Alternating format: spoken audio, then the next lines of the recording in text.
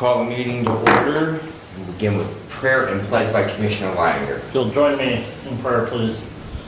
Dear Lord Jesus, we thank you for this day when we can come and gather together and consider the business of the county. Give us wisdom and discernment and decisions that we make. May it be the best for the county, for the citizens, and for our employees. We ask this in Jesus' name. Amen. I pledge allegiance to the flag of the United States of America and to the republic for which it stands, one nation, under God, indivisible, with liberty and justice for all. All right, we'll begin with our first public comment. Is there anyone that has public comment today for the board? Renee, welcome. Good morning, how are you? I just wanted to let you know that, you know about all the problems with grants. The state cut a lot of grants, programs that they will not pay for, and one of them was Don Michael's position. So that position through my office has been eradicated from the grant. So we were hoping he's coming back, because they even sent Mark like something to sign, and we sent it back, but now they changed it. So I just want to let you gentlemen know. Any questions? No? Okay. Thank you very much. Thank you. Does anyone else have any public comment? All right, seeing none, we will move on to approval of the consent agenda. I'll make that motion. Support. We have a motion and support to approve the consent agenda as presented. Any discussion? Seeing none, all in favor of the consent agenda signify by saying aye. Aye. Opposed, the same? Correspondence is listed. Any comments or questions on correspondence? As always, Clerk Dane, thank you for having that so well organized. All right, there's nothing on correspondence. We have a motion to approve the agenda as presented. I would like to insert underneath item 10.4, resolution 25-144. It was emailed to the commissioners last night, distributed this morning, and I would move to add the agenda with that addition. All right, is there support for that? Support. Right, with motion, support, discussion on the agenda? Yes, I was in our packet on Friday. It's my understanding that agenda items deadline is Friday. Again, Commissioner, there were some, I believe Commissioner Wiley had some additional discussions yesterday, felt that it was important that we actually have that resolution today so that we could move forward with the plans, and again, we will discuss that further underneath that item for discussion, so, as well, so. All right, any other discussion on the regular agenda? Welcome, Commissioner Wiley. We are in the midst of voting, so all in favor of the regular agenda with the addition of 25-144 under Commissioner Leininger's committee signify by saying aye. Aye. Aye. Opposed, the same? Aye. All right, it sounds like if we are counting Commissioner Wiley, did you vote on that? Yes. All right, so it is 4-1. And I will turn the meeting over to Commissioner Wiley. We are through approval of the regular agenda up to standing order. Thank you, sir. Welcome, sir. I was guessing 908, and he came in at 903. Sorry to disappoint. My apologies. All right. Begging your pardon, where did you say regular agenda is where you're at? 5-0. What's that? It's 4-1 on vote. I have it reflected here. I don't know why it might be pushing a different number for you, but I assure you it's correct when it gets published. Okay. Standing order. We have Renee here. Yes, there you are. I'm really out of whack this morning. Good morning, Renee. Good morning. Thank you all for allowing me to come today. I did send a little bit of a presentation, and then I have some information to go over with that. After the title slide, the second slide is just our mission of the department. We always remind people that when we are presenting to the public. The first area that I really want to talk about are child welfare programs. So as you know, we have Children's Protective Services, Children's Foster Care, and Children's Foster Home Licensing. Currently for Hillsdale County, we have 20 staff members, first line workers that is, and then 5 supervisors for those programs. For Children's Protective Services, what I thought I would highlight this year are the different categories of cases. A few years ago, these changed a little bit. So a Category 5 case basically means we have an investigation that's completed, but for certain reasons there's no neglect or abuse finding, and actually this usually happens when we cannot locate the family.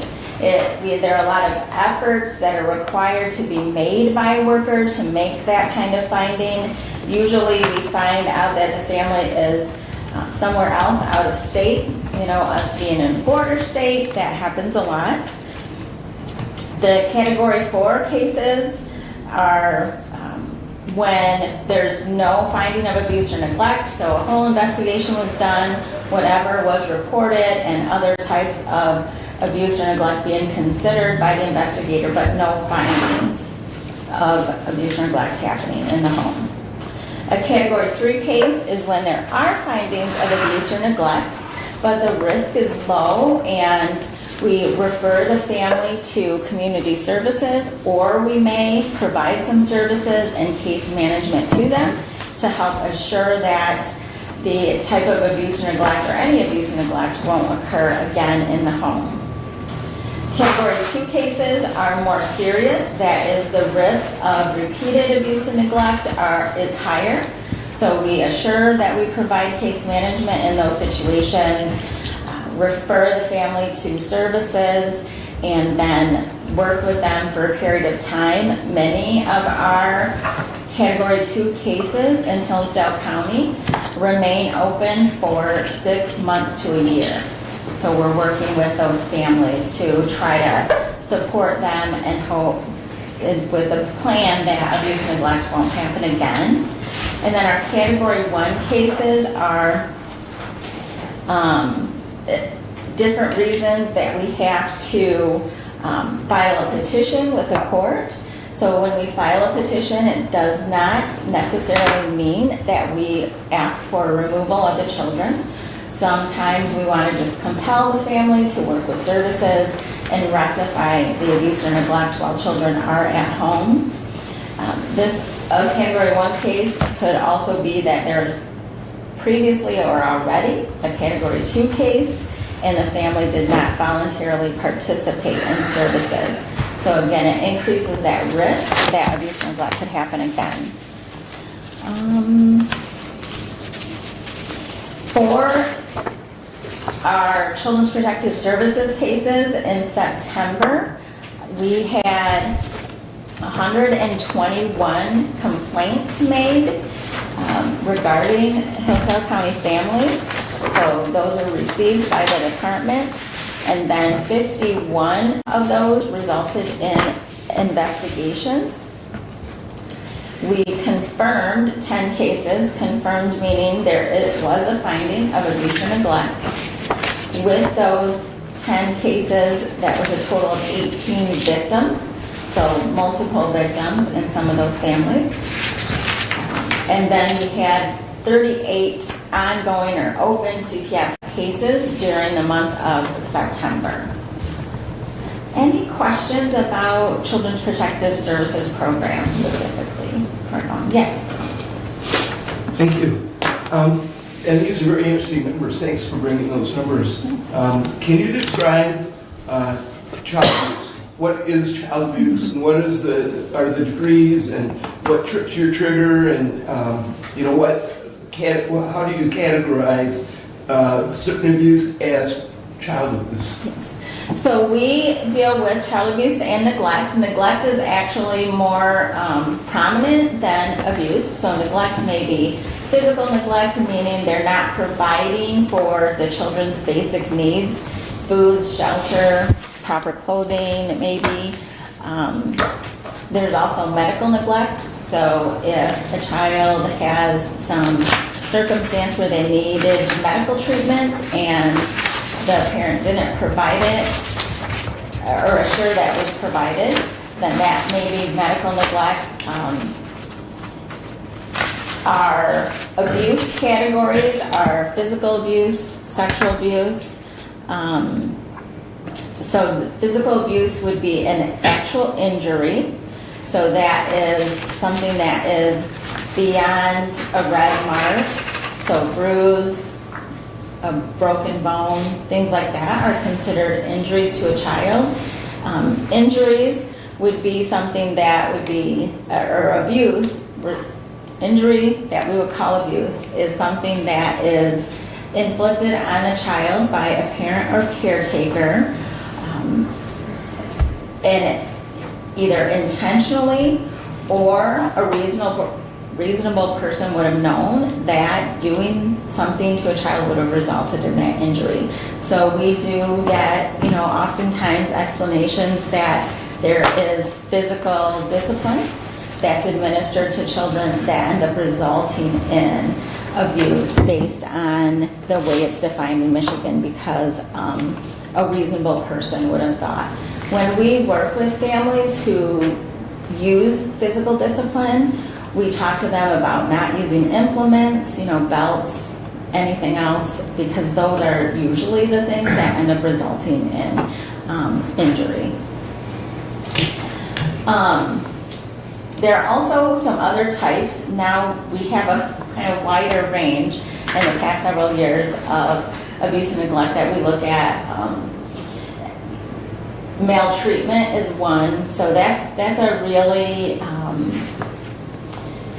it is defined, but it's not defined as well as some of our other descriptions of abuse or neglect. So maltreatment would be things like maybe really inappropriate discipline, making children do something for discipline that they're not really capable of, or harms them in some way that doesn't result in an injury.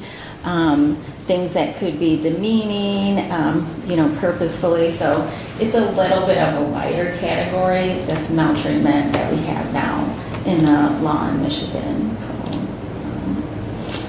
and we have improper supervision, so having somebody take care of your kids that really isn't capable, that you knew that they weren't capable of taking care of your child, someone that has a history of criminality toward children or prior abuse of children, those types of things we would consider inappropriate supervision too. So that's kind of it for a big picture. Any other questions or anything you want? No. Additionally? Okay. Thank you. The next area I wanted to talk about a little bit is foster care. So foster care is when we have children placed out of the parent's home. This does require us to have court involvement. Only a judge can make an order for the children to be placed outside the home. It's not something the department on our own can determine. So in Hillsdale County, almost 50% of our kids that are in out-of-home care reside with a relative or fictive kin. So we really do try to find relatives for children to go to instead of placing them in an unrelated foster home where they don't know the people. When we have foster care cases, our primary goal is to reunify the family. So we're working with the parents, trying to get them services to make it safe for those children to return home as quickly as possible.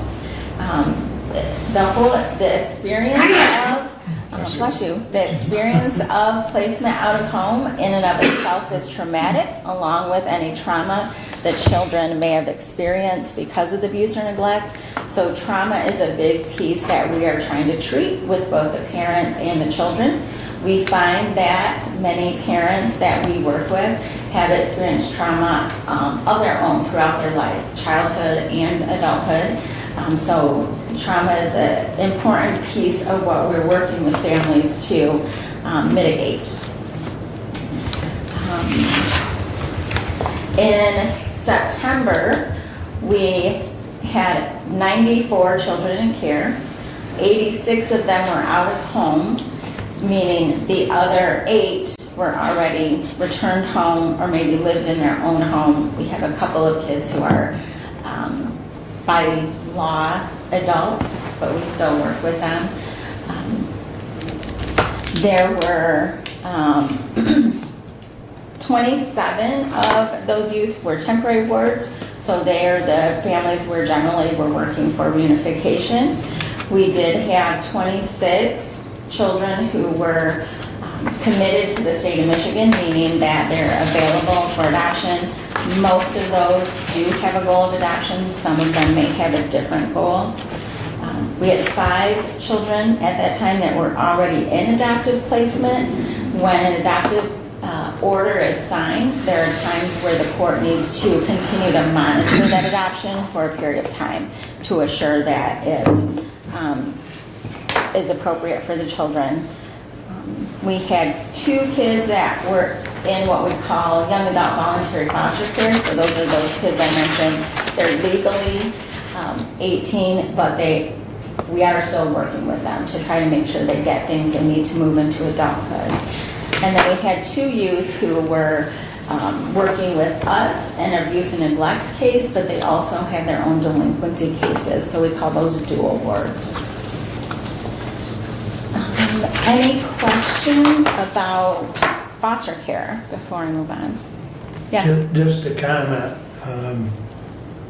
that in September 24, we had 10 foster homes, and this year in September, we have 16. And I believe there's a couple more in the wing.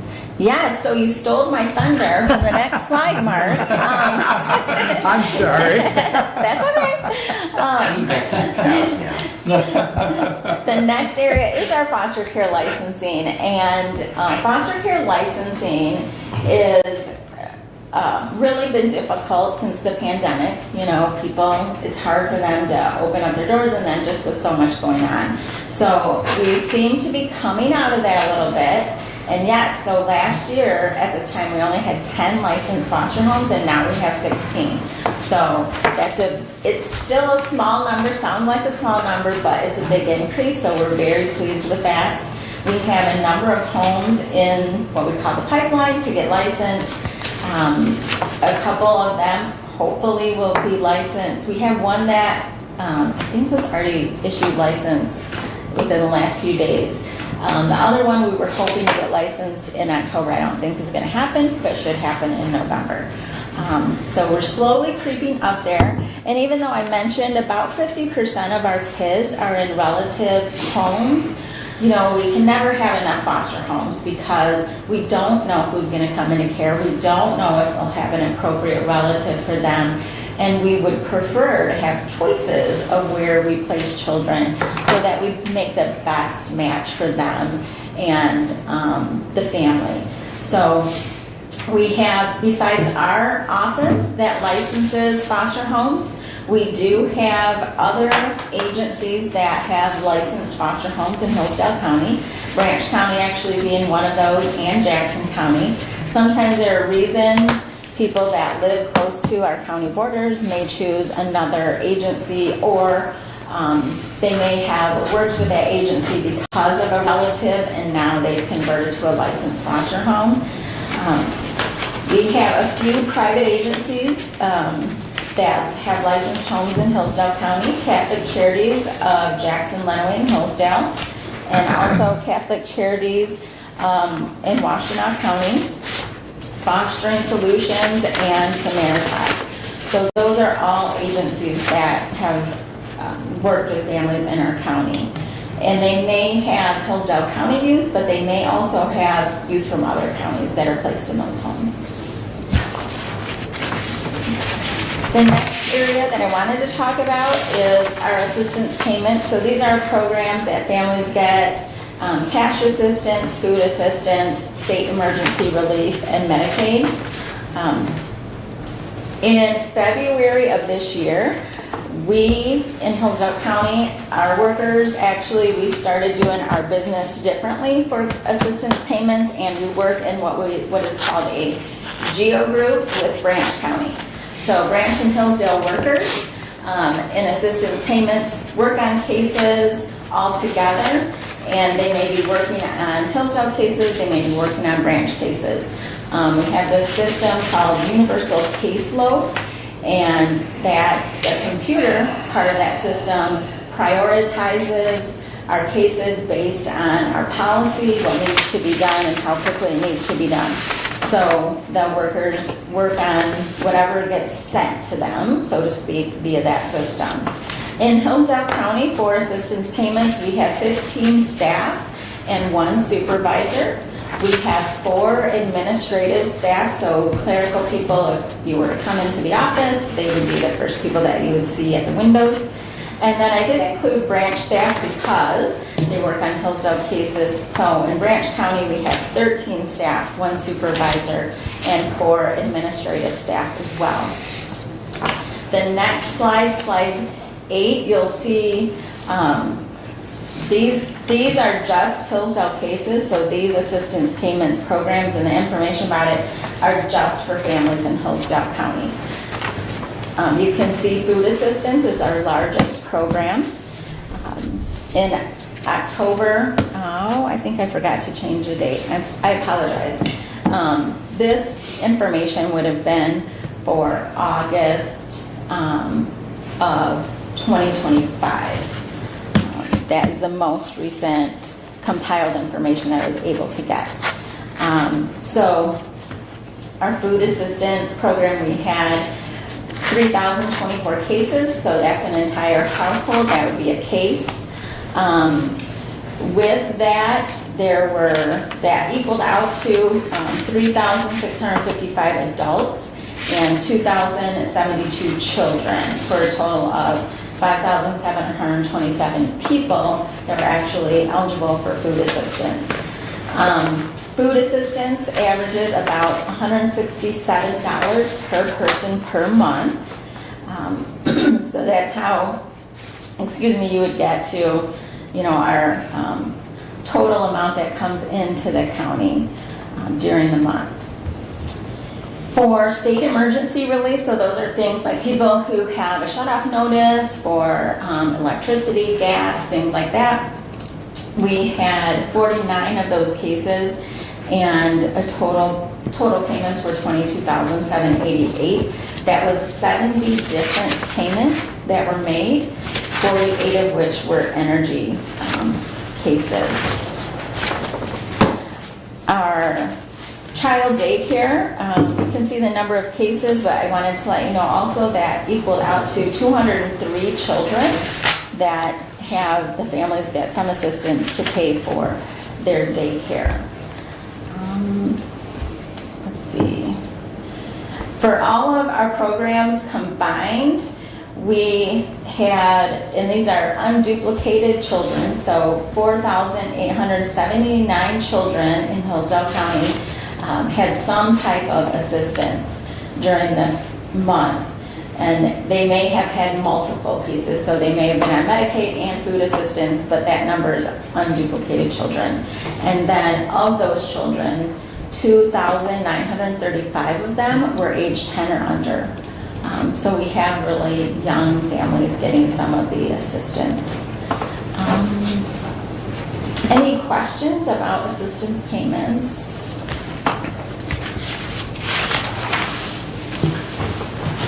One announcement, you probably saw it in the media already, but as of right now, with the government shutdown, we are not going to be able to issue food assistance in November. So families who qualify for food assistance will not have those additional benefits provided to them when November rolls around. If they have food assistance left over on their card from previous month, they'll still be able to use that, but they just won't be issued the new food assistance amount. So there have been lots of press releases. I know many of the food banks are working on trying to make sure that they have things available for the families who need them. Renee, to Yes. that, what will the lag be? So if we get another CR, how many days will that be from the time that It could be very quickly. So people that already are approved for food assistance, our computer system would just push out a change that they could be issued, and it would happen very quickly.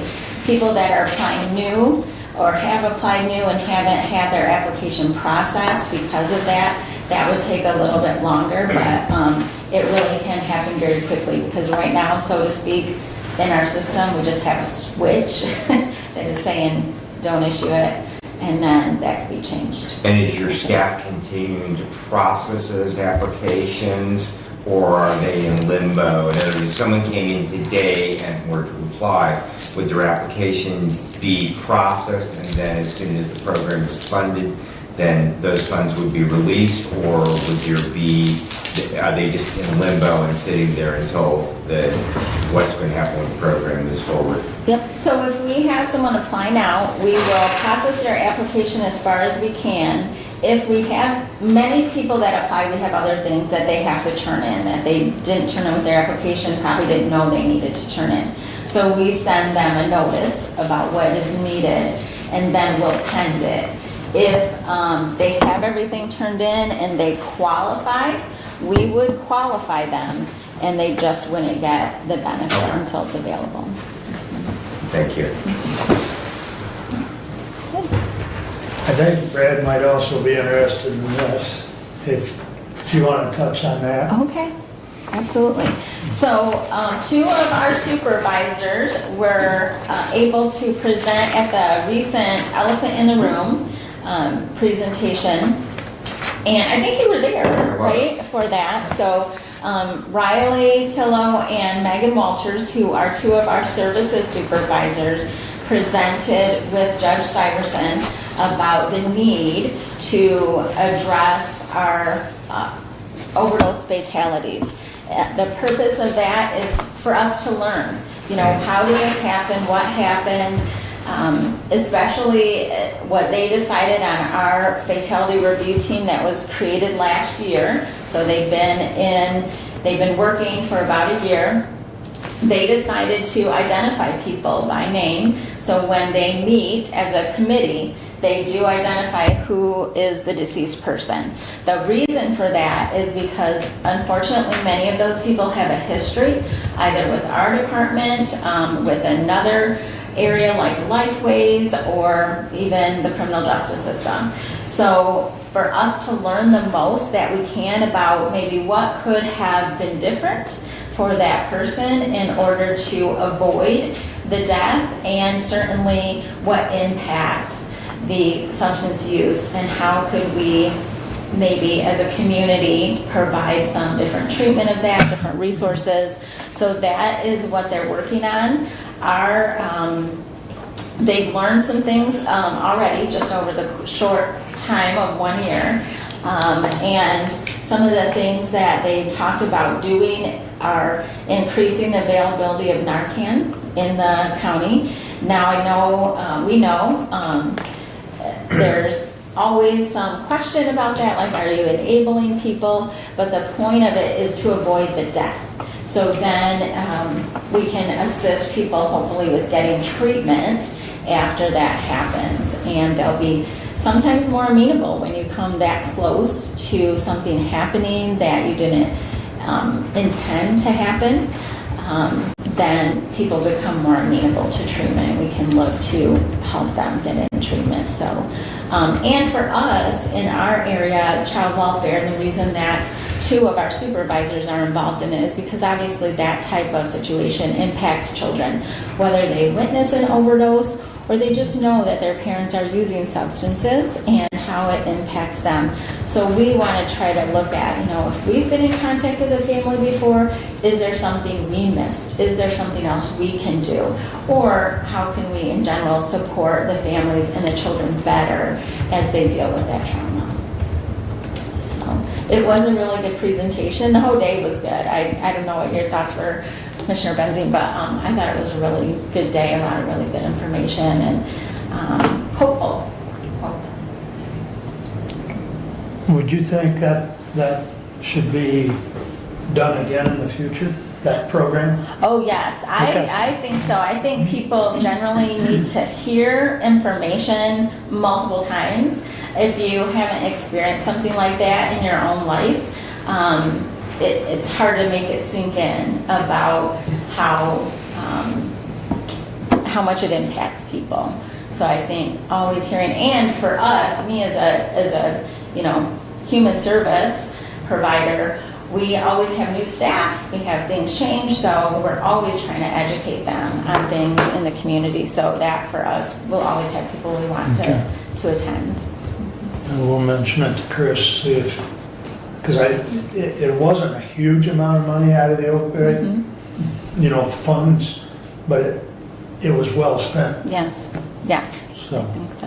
One of the pieces that I found very interesting were the two speakers who are the anesthesiologist, and just hearing from them about how they see things progress and what it really, people are using the substances continually for something really they're not even meant to do. So that was very interesting to me. Any other questions for Renee? I have a question. Renee, you talk about reunification and trying to bring families together, after they've been separated by the court. How do you determine whether the reunification process is going to be successful? In other words, at some point, if the children have been taken away from the family for various serious reasons, and in the case of reunification, how do you overcome those causes so that the child isn't going back into the same environment? I mean, people, especially adults, are what they are. And does reunification work, Yeah. is my question. Yeah. So most reunification does work. How we measure it, really, we work with our providers. So most of our families are not just working with us as case management. They're going to mental health counseling, substance abuse treatment services, multiple things.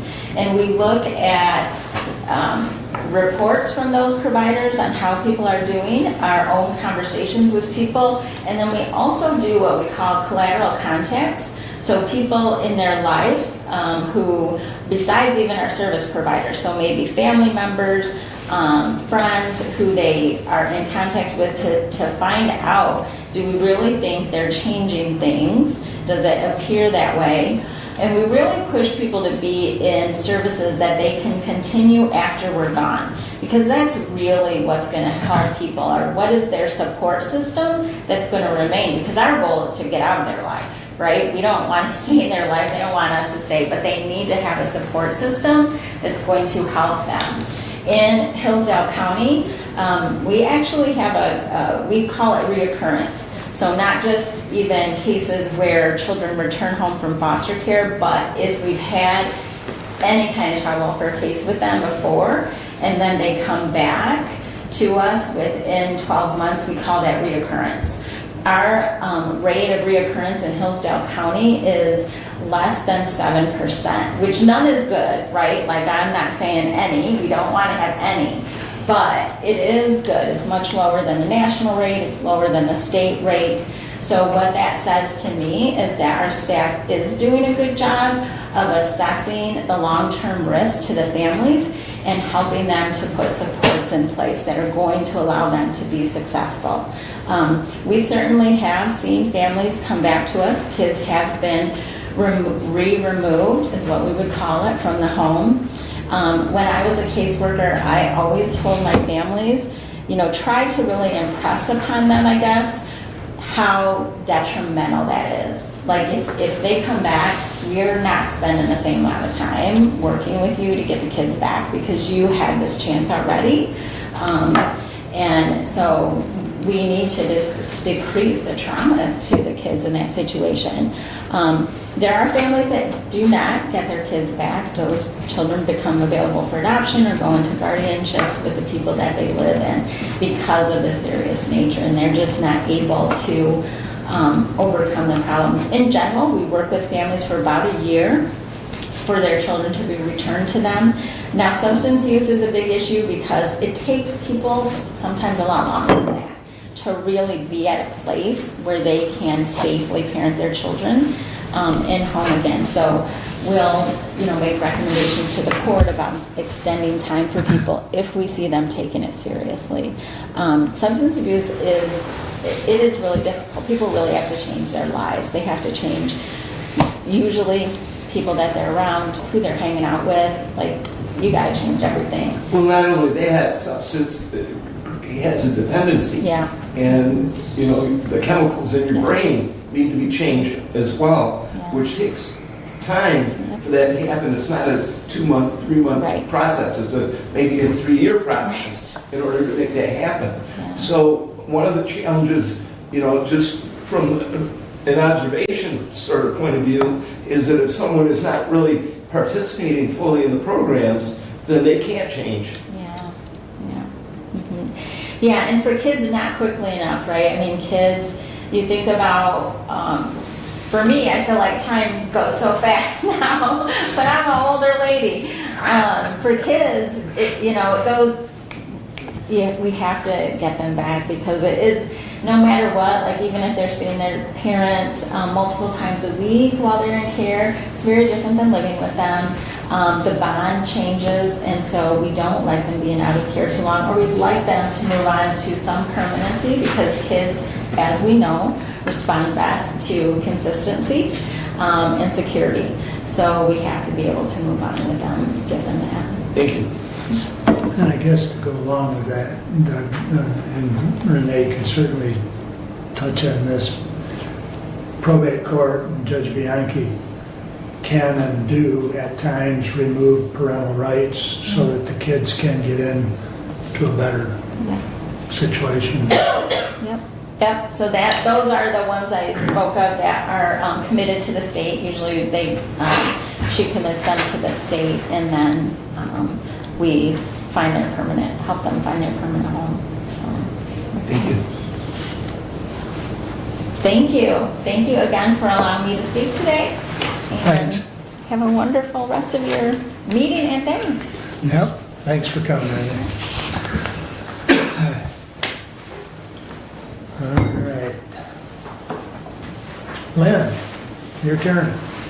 Good morning. Good morning, Commissioners. Just kind of here for the quarterly review.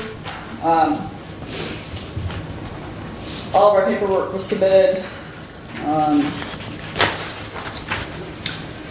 October 2nd, I think. It would have been in a correspondence from, I think, the last meeting. Yeah. Yeah. So, just kind of reviewing that, our yearly audit was submitted September 18th, so that should be in your system.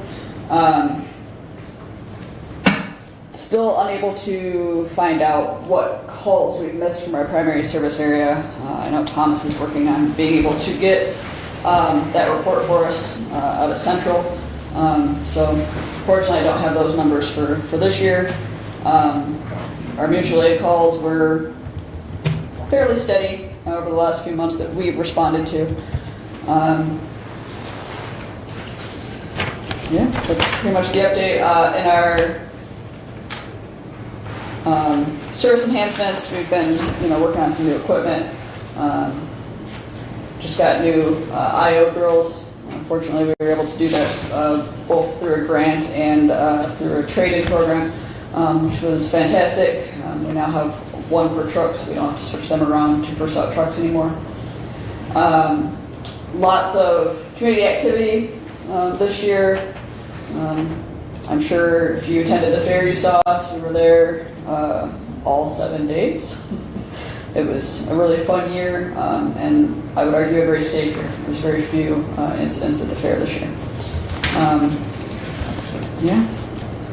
In terms of staffing, I am in the process of hiring another part-time paramedic, so that brings our total to 3 full-time, 4 part-time, and myself in the office. 3 full-time EMTs, and 7 full-time EMTs, 10 part-time EMTs, and an additional 2 EMTs in the office. Still at 1 full-time wheelchair van driver and 2 part-time. Also, I do want to mention that our annual Stuff and Ambulance is coming up November 26th. That's our yearly food drive. We're very excited about that. We've already gotten a number of donations from the community that we can use to shop and provide for our local food banks, which I think is going to be needed as much this year or more this year than in the past. So we're hoping to be able to provide a lot this year. Anybody have any questions? Where will that be located? It will be November 26th, so the day before Thanksgiving, at the Market House. That'll be our main drive day. Additionally, people can drop off food at our office, any non-perishables or cash or money donations at our office the full week before. Really, we pretty much accept it any time, and we'll make sure that it gets down to one of the local food banks either way. But the drive is the 26th, and drop-offs are welcome anytime at our office, and as well as Southern Michigan Bank. So we're really excited about that this year.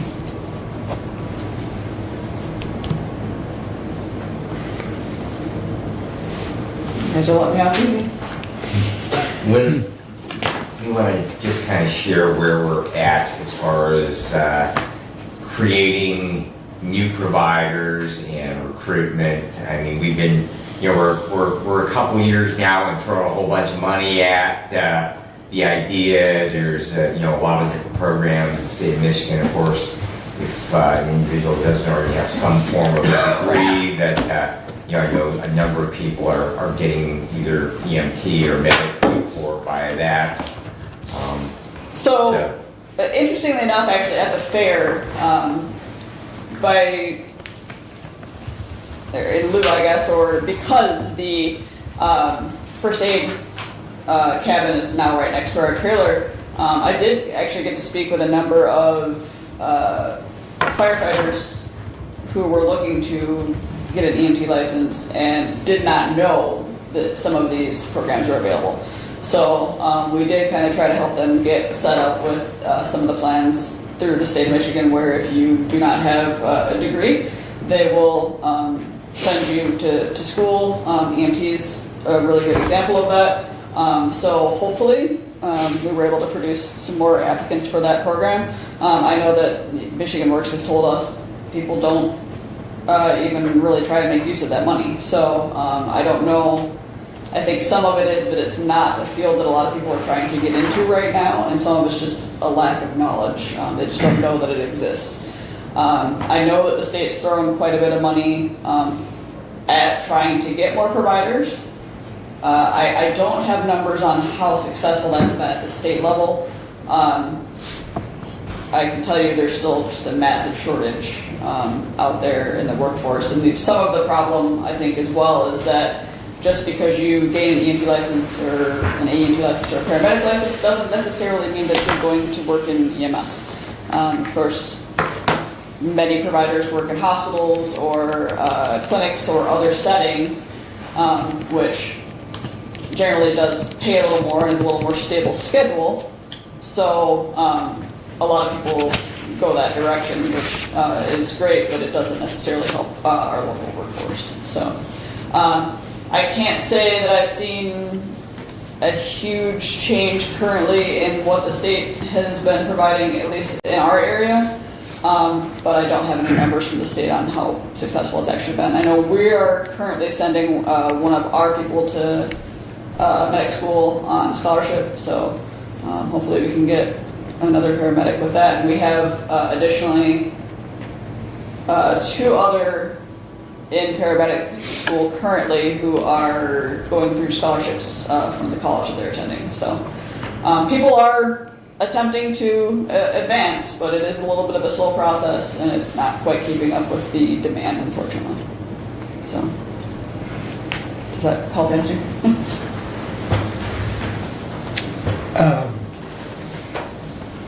And then Yes. monthly CPR classes for the community as well as you schedule Yes. classes with local organizations, schools. So you're having monthly ones right there at the. That is correct. We alternate every month between BLS, which is the healthcare provider certification that any nurses, physical therapists, just about any health allied field requires the BLS certification.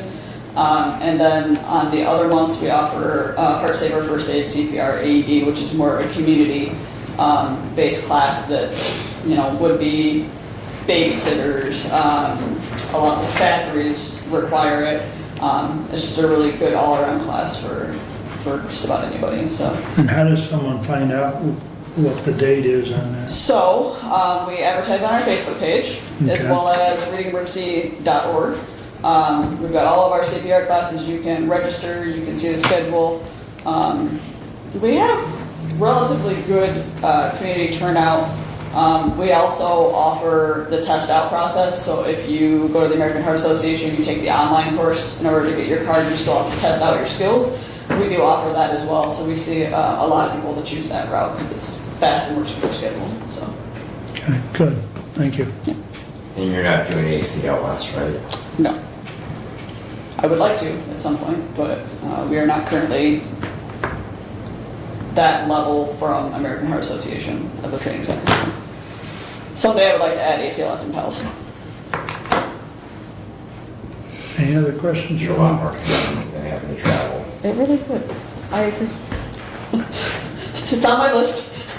Like to get there someday. Gotta have it to do that. What's So that? the question would be maybe better for Commissioner Benson. We have our countywide CPR training that we've done. That was a couple of years ago. Right. Are we on tap to try that again?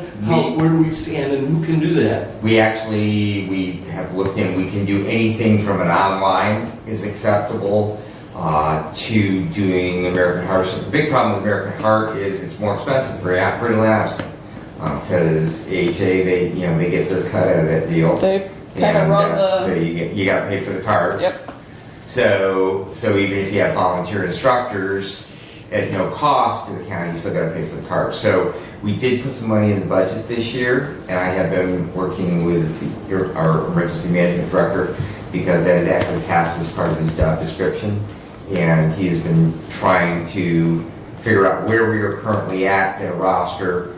And so I don't have a solid answer for you on that, but yes, we are very aware of that. It's been a few years since we have certified all our employees, and the intent is to again get the cycle through and hopefully get them on a not all on the same date so that we don't have everybody expire at the same time. And a number of our instructors who are aligned with us teach in the county as well.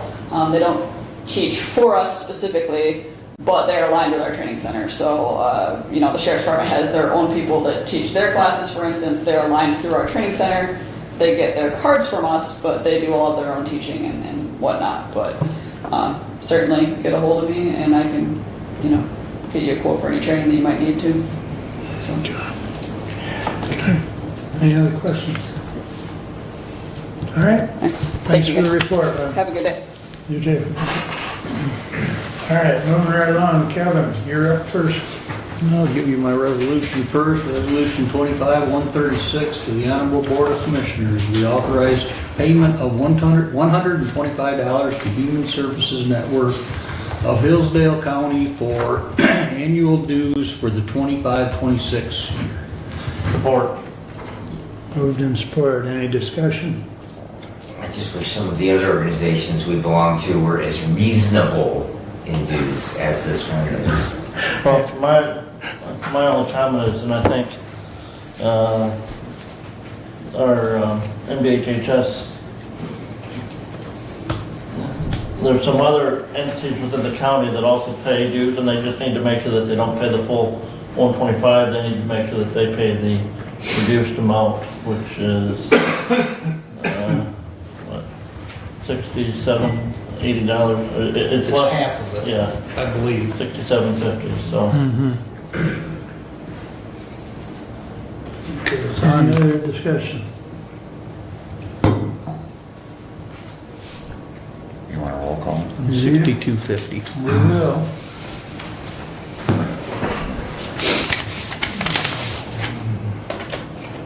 Roll call, please. Commissioner Collins, Yes. Commissioner Wiley, Yes. Commissioner Benzing, Yes.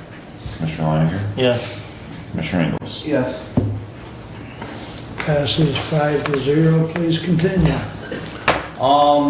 Litchfield, they are working on the drain on 49. They have, I'm guessing they have one half done because in the morning I went through and I went on the left side of the road. And in the afternoon I went through and I had to go on the right side of the road and it had new pavement. So I think they're halfway through on that one. And they are working on the tower, the 911 tower. They had some kind of digging machine or something out there, a big old pump. Great big boring. They Yeah. use at the other sites. Yeah, but it don't look like it's near the hole that they need, but, I mean, it only looked like it was that big around, but I have no idea what they're, I have pictures. yeah, it's huge, I mean, but they got that going. Jonesville, the city of Jonesville, they have, their road diet is in effect. They have the lines down, they do not have the markings in the road, which I would imagine they were working on them yesterday to put the turn lanes in. And I think they're gonna put something in the bike path, bicycle things so that they know, because right now it's, to me, looking at it, it's just a bunch of lines.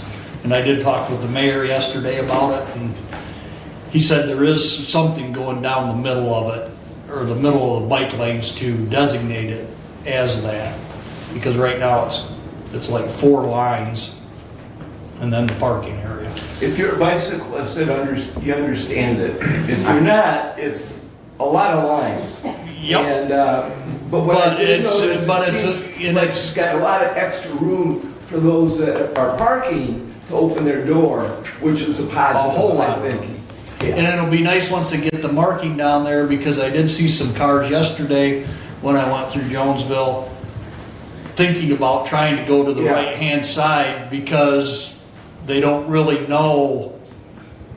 Yeah, maybe a different color line would have. No, I think that once they put the bicycles down through it, it's gonna designate it as a bicycle lane. Yeah. And people are gonna say, I can't go there, and, Drive it a few times, you'll know. yep. I was in Ann Arbor last night, and the bike lanes there, they're not particularly wide. I mean, you know it's not a vehicle lane, because it's not, Yeah. even if you had a little car, like a smart car, you wouldn't, I mean, you'd be more than the lane.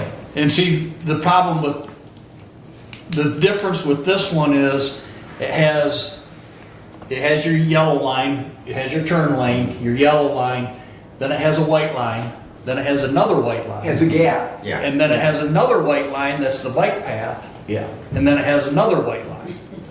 yeah. Which, once, like they say, once they put the bicycles down through it, people are gonna say, oh, okay, this is a bike lane, but. Well, until it's then- new for the area. And it'll be a whole lot safer. Having worked there for 8 years, I've seen a lot of mirrors get tore off. People in that town have always went to the left lane, and that'll back up to the other light from East Street, or from West Street. And then you always get the people flying down the right-hand side between the parking area and the cars, trying to get around everybody. And they'll be going twice as fast as what they need to go. And people open their door and yeah, it gets ugly. I mean, there was quite a few of very close calls with people. So I think it's gonna be much safer. Traffic might back up a little bit more, but at certain times, especially school time, because of the school being right there. But I guess Once they time those lights, it'll be good. leave 5 minutes earlier. Yeah, is my thing. Yeah. And I didn't even have to come through Jonesville. Yep. And that's really all I have. I didn't have many meetings this month. For Any this last 2 weeks. questions? Any questions for comments for Kevin? All right, Brad, you're up next, sir.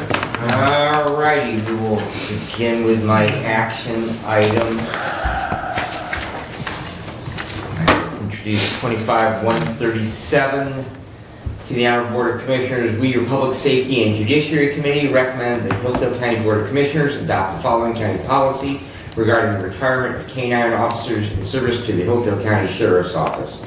Whereas K-9 officers faithfully serve with deputies from the Hillsdale County Sheriff's Office, and whereas a bond is forged between these K-9 officers and their handlers, and whereas the County of Hillsdale wishes to create policy to provide for the transfer of ownership for these K-9 officers from the county to their handlers upon the retirement of the K-9 officer, now therefore be it resolved, effective upon adoption of this resolution, the ownership of any K-9 serving with the Hillsdale County Sheriff's Office and is designated as retired shall, upon the execution of the attached agreement to assume ownership, custody, and responsibility of a retired police K-9, be transferred to their handler.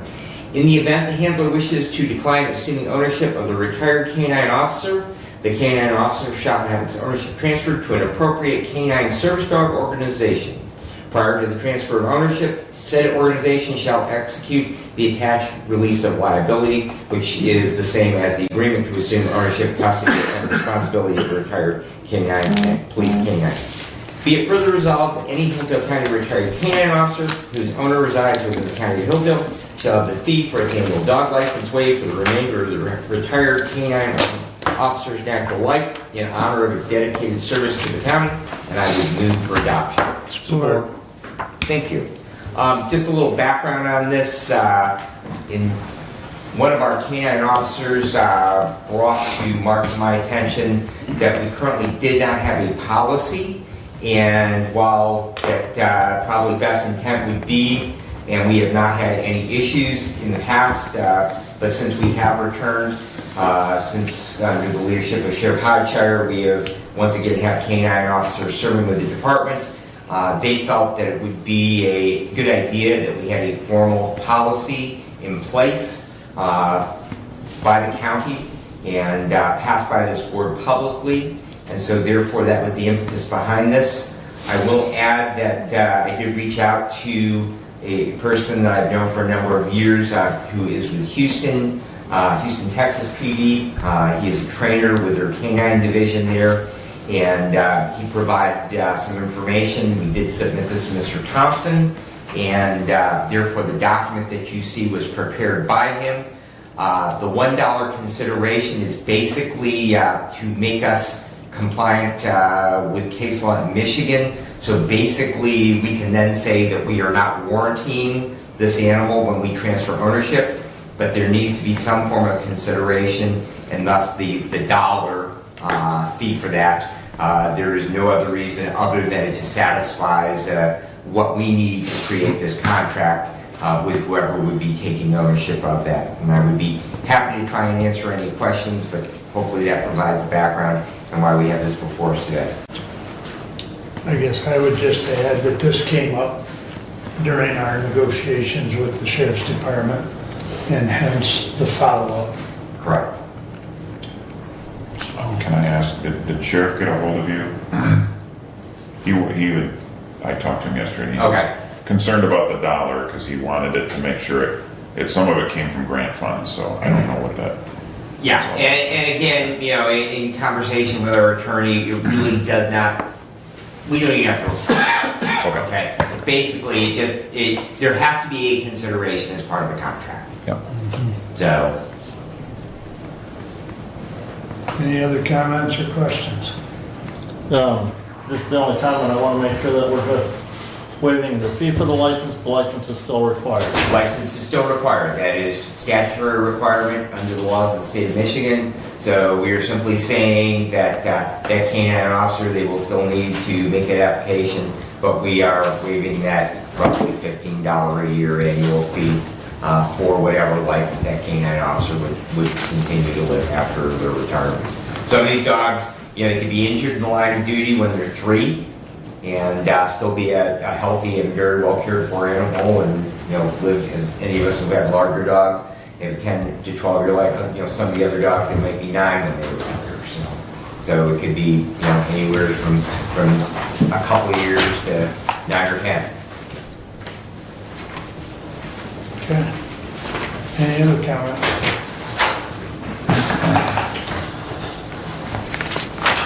Roll call? Sure. I'm trying to multitask, but I forget I'm a guy. I shouldn't do that. Commissioner Wiley, Yes. Commissioner Benson, Yes. Commissioner Leininger, Yes. Commissioner Ingles, Yes. Commissioner Collins. Yes. Passes 5-0. Please continue. Thank you, fellow commissioners. And Deputy Walk will be delighted to hear that we have that policy now in place. All right, Mark probably will have more under management personnel, but we've now met with all 4 of our unions in regards to new contracts. Those talks are moving forward, and I believe our next meeting that we have is with the deputies' command staff on Thursday morning at the godly hour of 0800, right? Yes, sir. So I will try to be awake. Caffeinated? I won't promise caffeinated, or I will be. The 911 board met on the 15th. It was a very short meeting. Lieutenant Rod runs a very efficient meeting. We were in and out of there in less than 10 minutes. As Renee mentioned, I did have the opportunity, along with Commissioner Collins, to attend the Elephant in the Room on the 16th. I would say there were about 60 people in attendance there, and give or take, I was trying to get a kind of count number of people at the table. I didn't hear an exact number, but that's what I would, and the speakers were excellent. So it was a good program, and just echo that it would be nice if we could do it again. I don't know annually, but definitely and expand the attendance. That would be my only comment is that we had a lot of professionals that probably have heard that message, but it would definitely be nice if we could broaden the audience for that. I did attend the overdose fatality review meeting on October the 17th with 1 case reviewed. That is kind of interesting. In that case review, that is a relatively new program within the state. It's a little bit over a year old on a statewide level. Mark and I met via Zoom with the Lenawee and Jackson County administrators regarding the ongoing discussions with the medical examiner. Jackson County continues to be interested primarily in selling a service to the other counties rather than creating a regionalized partnership or any other form of entity. And to that, we have now reached out to, and we are exploring to see what other possible options there may be. I think that what we are going to find is none of them are cheap. I guess that would be at this point, that regardless of whether we stay with what we are doing right now or we move into some other form of partnership or contract, that none of them will be inexpensive. So stay tuned on that. I will be meeting with the Child Death Review Team today at noon, and hopefully we will be done and out of here before then. Great Start Readiness Initiative will host round 2 of Better Birth Outcomes tomorrow morning, and Commissioner Collins and I attended the first round of that, and I assume that Commissioner, I will see you again tomorrow morning for coffee and light refreshments and some programs on that. Department heads will meet on Friday. The County Security Committee will meet on November the 7th in this room at 0900. And just a reminder that we will be having another session of mental health first aid in February of 2026. That will be an all-day in-person class, and we will be probably sometime in December having a sign-up going out, and that will be available to all county employees. So appreciate your attendance on that if you have interest. And that concludes my report unless you have questions. Thank you, Commissioner. Thank you for attending that. I was not able to make that overdose review. Do you know when the next one was scheduled for? I do have that. I think it's after the first year, like February. Okay. So I will get you that date. It was very interesting. So little bit different slant than the CDRT, and so I appreciate your willingness to be part of that as well. So the department head meeting, of course, will be virtual. Costumes are optional. That is Halloween.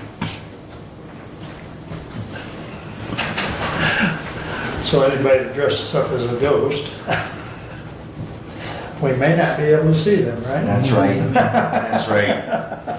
Anyways. Any other questions or comments for Brad? Thank you for reminding me though, because I got on that birthing thing, Mm-hmm. I had to change my email address Right. and I got a cancellation that the meeting was I canceled. think the reason why is because they moved it upstairs, they changed the location, and so there wasn't. No, I got that one. I got that one. I got that it was downstairs. I got that it's upstairs. And then then I sent her to change my email, and then they sent me a cancellation. So I took it off my calendar. Well, we have the What the heck mobility, do I have tomorrow for? the Phoenix mobility people, and that same thing in the transition between the two email addresses. I did not get the Zoom meeting link on that, so I do have that now.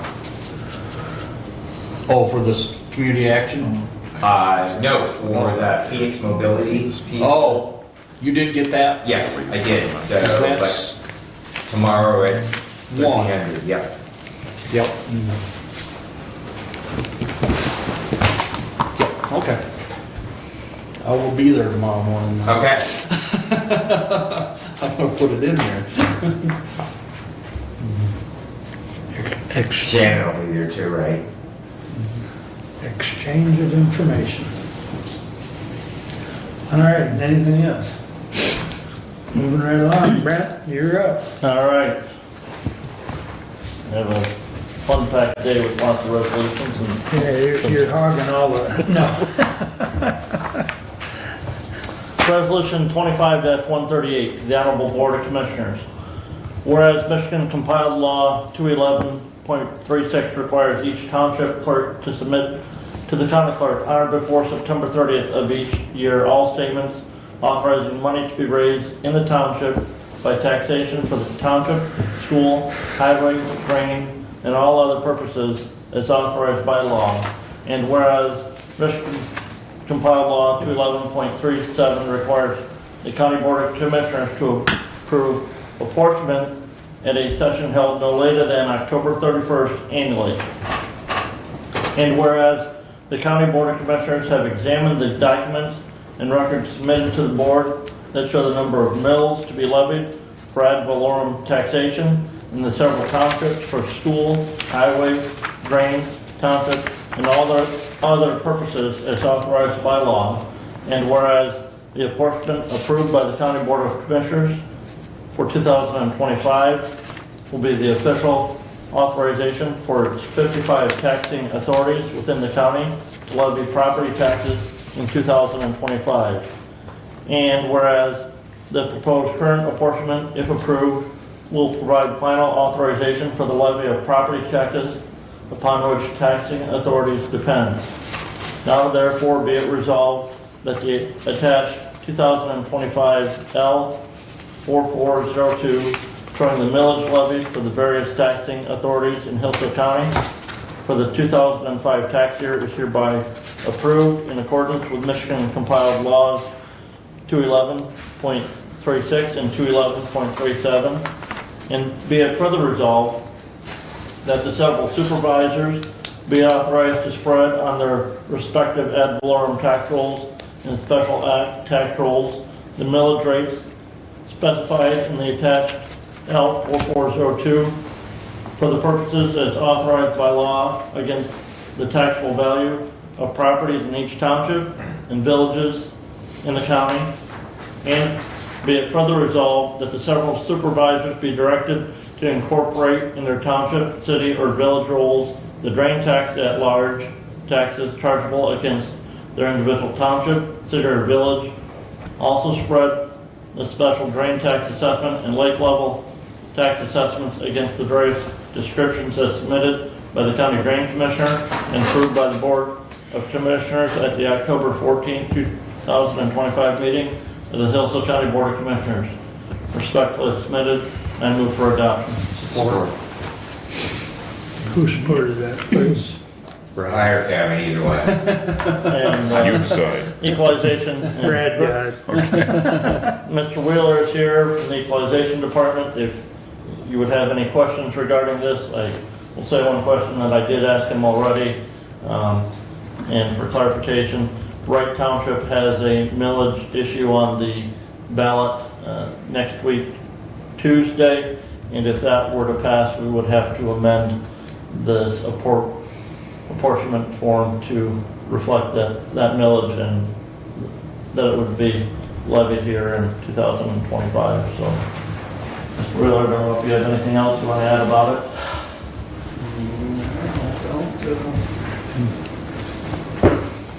That amendment would have to just take place before the end of the year? Probably at our first meeting in November. Yeah, you probably want it before the December one tax bills are issued. So Okay, sometime okay. in November, whether it be the first or second meeting. So if it were to pass, probably the second meeting. It in may depend November. as to when, though, that election could be certified. Certified, yeah. Were there any other millages that affected this year? I don't think so. I mean, Hanover, Horton, but that's not a county. No, but it's- Does But Walter there- do something?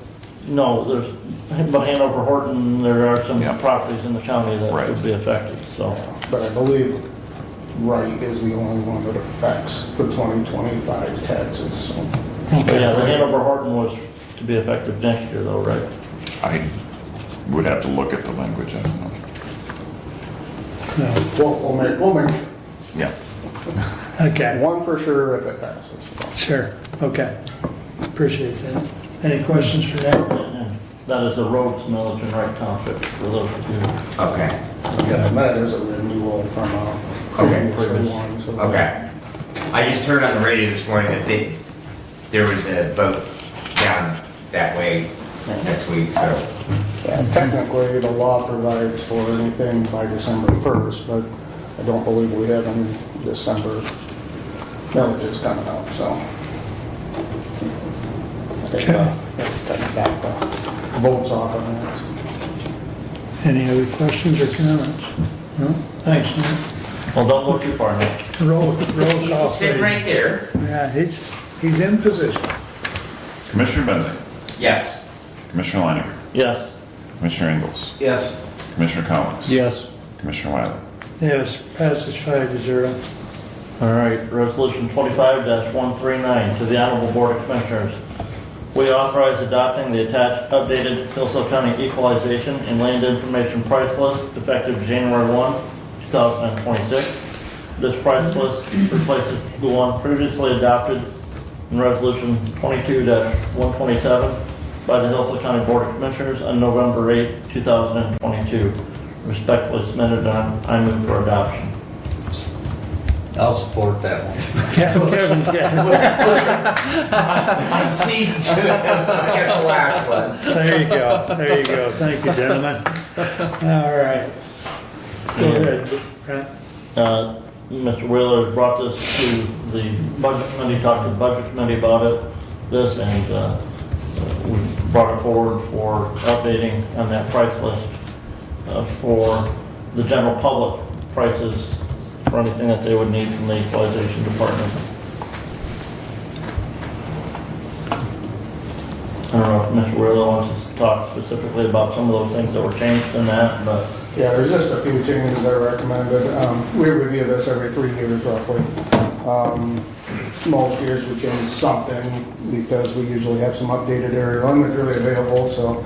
But just to highlight a couple of the changes that we made this year, we upped the, probably one of our most common purchases in our office is a property record card that has tax and assessing information on it. We're just simply raising that 50 cents from $2.50 to $3 and we will inform most of our regulars. We don't sell nearly as many of those as we used to. But stuff being online for the local units, we don't get that anymore for the most part, but 50 cents for what's called a real estate summary sheet. We don't sell many of them, but the record cards from $2.50 to $3. And then the biggest change was we updated because we have some newer imagery since the last year, 2024 imagery. And while again, we don't sell many clips of imagery, I did fine tune how we do that in the past. We would do it by what's called a tile. We'd be provided like 2,000 by 2,000 foot or 2,500. It was inconsistent from year to year. And we have the capability of clipping a specific area with the software we have. So instead of doing it by the tile, I'm now doing it based on so many per acre area. So if they want a 40-acre area, we'll clip that. And that would be subject to the fee. In each one of those years, we would have a minimum charge of $15. Because if they get a small one, it'd be a very small amount, but it still takes a few minutes to process that. And I figured $15 minimum charge for anything. Most of them purchases are generally from local surveyors who use that imagery clip to overlay on their surveys that they provide for their clients. So those were the two biggest things. We just kind of updated to include 2024 imagery and then make it more generic throughout, so we're not having a separate price for each year based on their square footage or tile size that the provider or the vendor provided us with. So, like I say, not much change to this, but we did adjust it to kind of keep up with the times, so to speak. These will go into effect the 1st of January 2026. Yes. And we do post this on our website. We'll update that come January 1. Any comments or questions for Nick? Any comments and questions in general? Roll call vote. Commissioner Leininger. Yes. Commissioner Ingles. Yes. Commissioner Collins. Yes. Commissioner Wiley. Yes, Commissioner Benzing. Yes. passes 5-0. Please continue. All right, next up, from Mr. Wheeler, Resolution 25-140 to the Honorable Board of Commissioners. We authorize adopting the attached updated Hillsdale County Equalization and Land Information Fee Schedule for services to townships, cities, and villages effective January 1, 2026. This fee schedule replaces the one previously adopted in Resolution 22-126 by the Hillsdale County Board of Commissioners on November 8, 2022. We also authorize that 10 cents of the $1.20 per parcel continue to be placed in the mapping aerial replacement account 701-000.00-288.000 for future aerial imagery acquisition, and an additional 10 cents of the $1.20 per parcel continues to be placed into the GIS Mapping Tech Fund using account 298-903.05-642.000 to be used for equipment and software upgrades. Further, we authorize the fee schedule to be included with the service agreement, and the equalization director be authorized to sign said agreement. I move for adoption. Support. And again, I believe Mr. Rowe would say this is an update done every 3 years with those local units of government, so.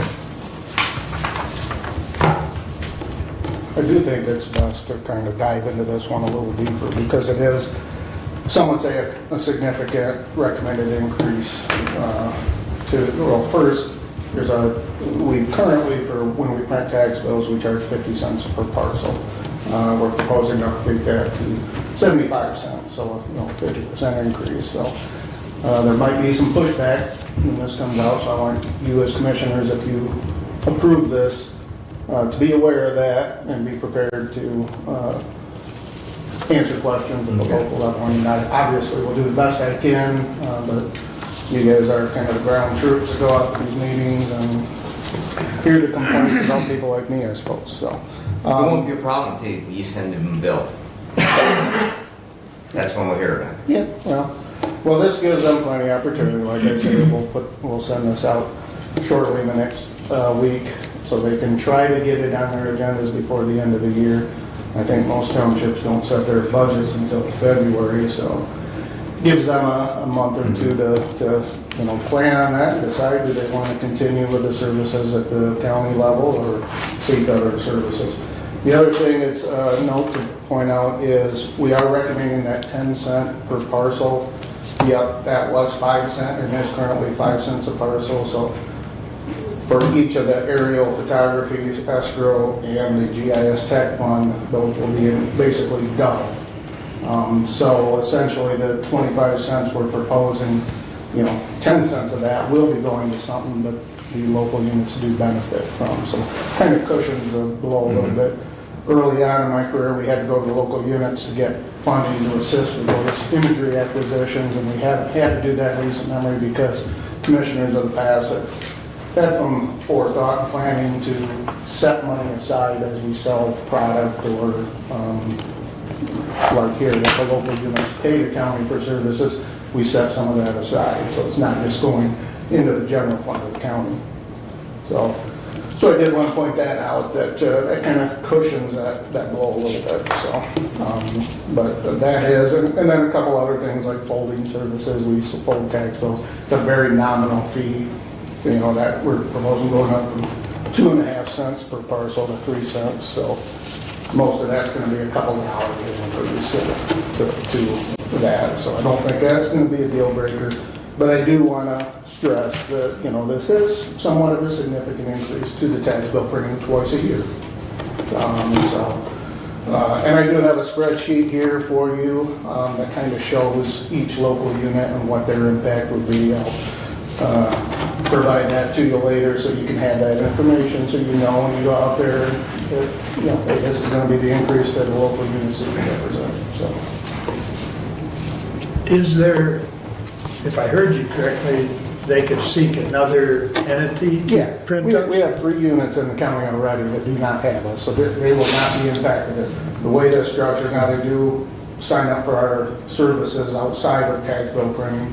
Right. So for those units, we're recommending no adjustment to their fees that they will pay other than the change in parcel count that we base that charge on. But yeah, and something to keep in mind too is that summer collection, the local units, the townships anyway, not the cities or villages, they get reimbursed by the state $2.50 a parcel for processing the tax bills. So you think about it, we're only charging them 75 cents, so they still have $1.75 of that $2.50, at least one printing of the year, that I believe they're well covered. So They gotta pay $1 to mail them. what's that? They gotta pay $1 to mail them. Yeah, and then the collection, I'm not saying the Yeah, $2.50 I mean, more it's- than covers it, I'm just saying that they do get reimbursed from the state, and it's not just coming out of their general fund tax collection account. Well, and some of the units do charge an admin fee. So, and that does help soften that bite. So, went through the long discussion of Woodbridge in my tenure as supervisor, that they do not.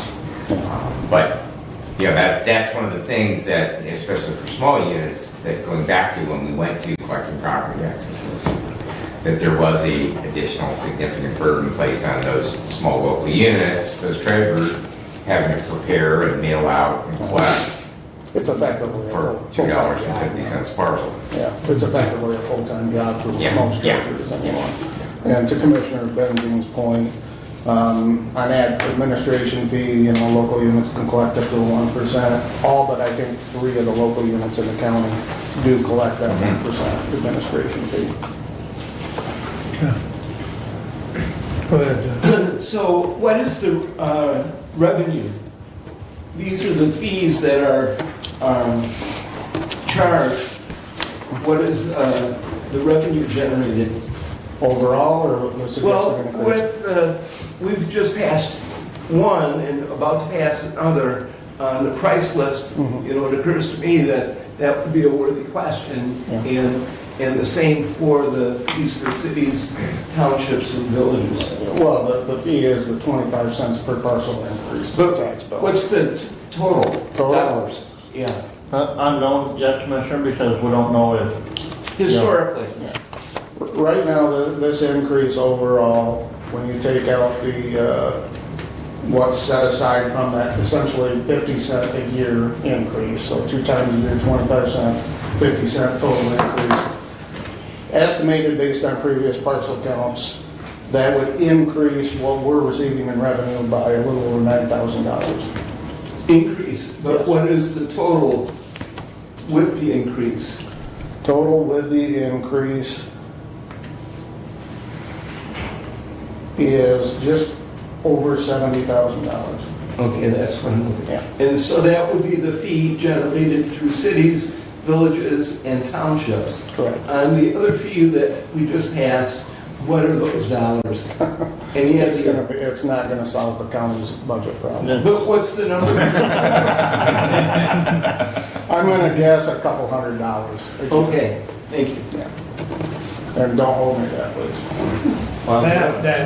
The previous one's more variable. Yeah, it is, we have to have it, Yep. but with online data, the GIS website and the local units providing their data online already, we just do not get much revenue from that Right. anymore. We used to get people come in by 3 foot by 3 foot maps all the time. We just don't get that as often anymore because people don't need it. They get their phones out, they look at the view they want.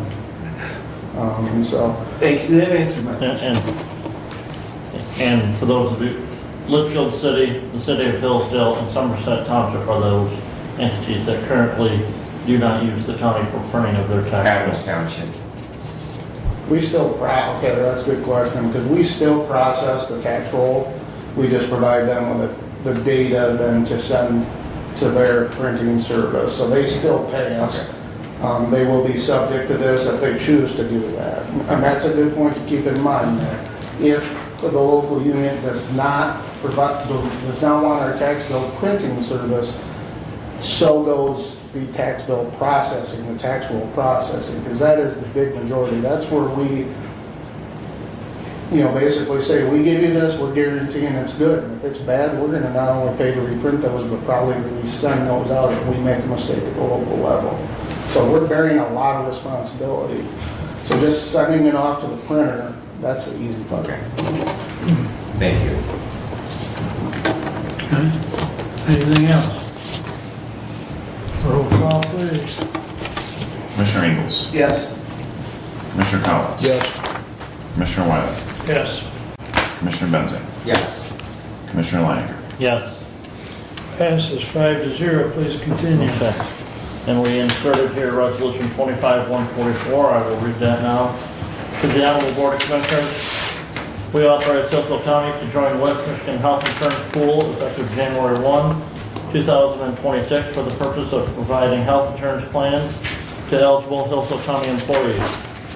Each employee will have the choice in which plan to enroll or waive participation in the county health plans. Should an eligible employee waive coverage under the county health plan, they shall be compensated for the terms and conditions of the Hillsdale County Employee Handbook or respective collective bargaining agreement, and I move for adoption. Support. And again, Commissioners, thank you for letting us add that resolution. In the packet was information from the West Michigan Health Insurance Pool, as well as some information from Acrisure, who's our current agent on the Blue Cross plans that we have currently, and they've been our agent previously as 44 North, and then previously as Cadillac for many years. In looking at health plans for 2026 for the county group, we received our rate increase from 44 North on the Blue Cross plans that we switched to a year ago, and it was an 8.9% rate increase, which is what Blue Cross had guaranteed us. Our rate would be no more than an 8.9% rate increase when we switched to them a year ago, and it was at 8.9%. Last year, and even in looking at what to do, we had made some contact with the West Michigan Health Insurance Pool. Timing didn't work out for us to look at rating with them last year. They did provide us some rates, some plans, and you'll see those plans there that are in the packet that are comparable to what we're currently offering. And then we also did talk to John O'Connor from Acrisure. He came down and presented an alternative option as opposed to Blue Cross with Acrisure, which is a self-insured plan administered by ASR. In looking at those plans,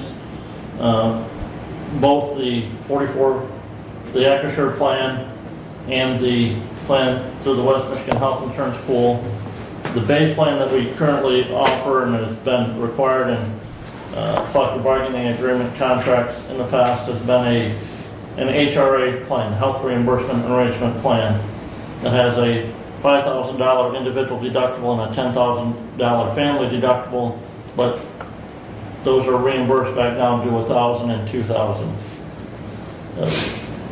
Both the pool and the ASR self-insured plan, neither one of them really want to look at administering a HRA arrangement. And so what we're proposing and looking at there is replacing that HRA plan with a fully insured PPO plan that has a $1,000 deductible and $1,000 individual, $2,000 family deductible. So just buying the fully insured plan with those deductibles that HRA plan was reimbursed from. One of the key differences, though, in that fully funded plan compared to the HRA plan is the out-of-pocket maximum is substantially less on that fully insured plan than it was on that HRA plan through Blue Cross and prior with priority health plans.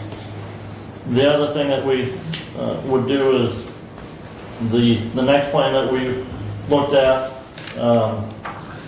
is the low deductible HSA plan that we offer.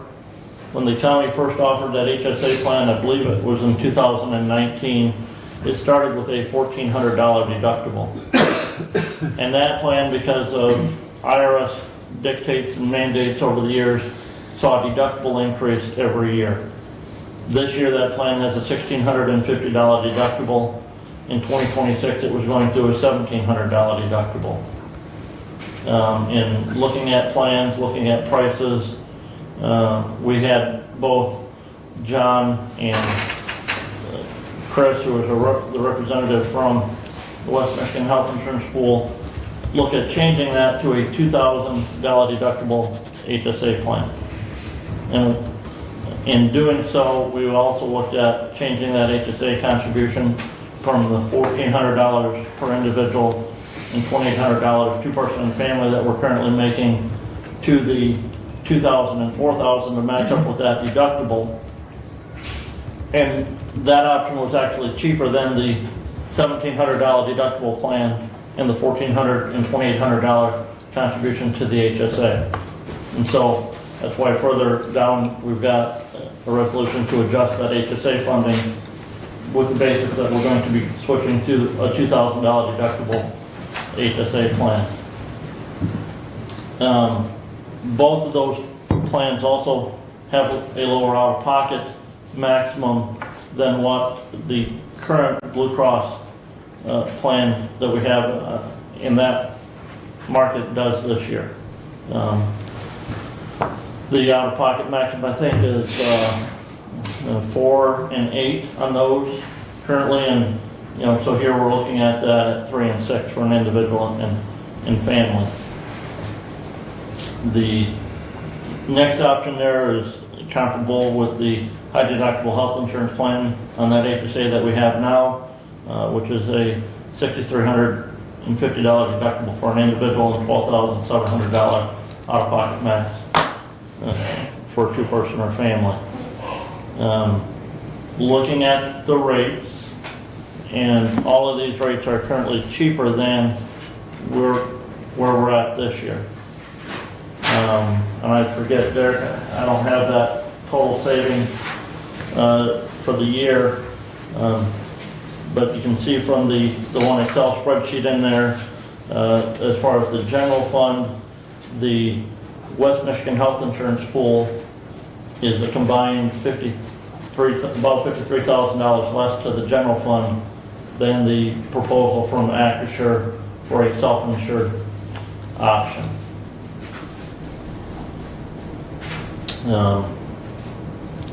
And the employees' costs are illustrated there on that spreadsheet as well.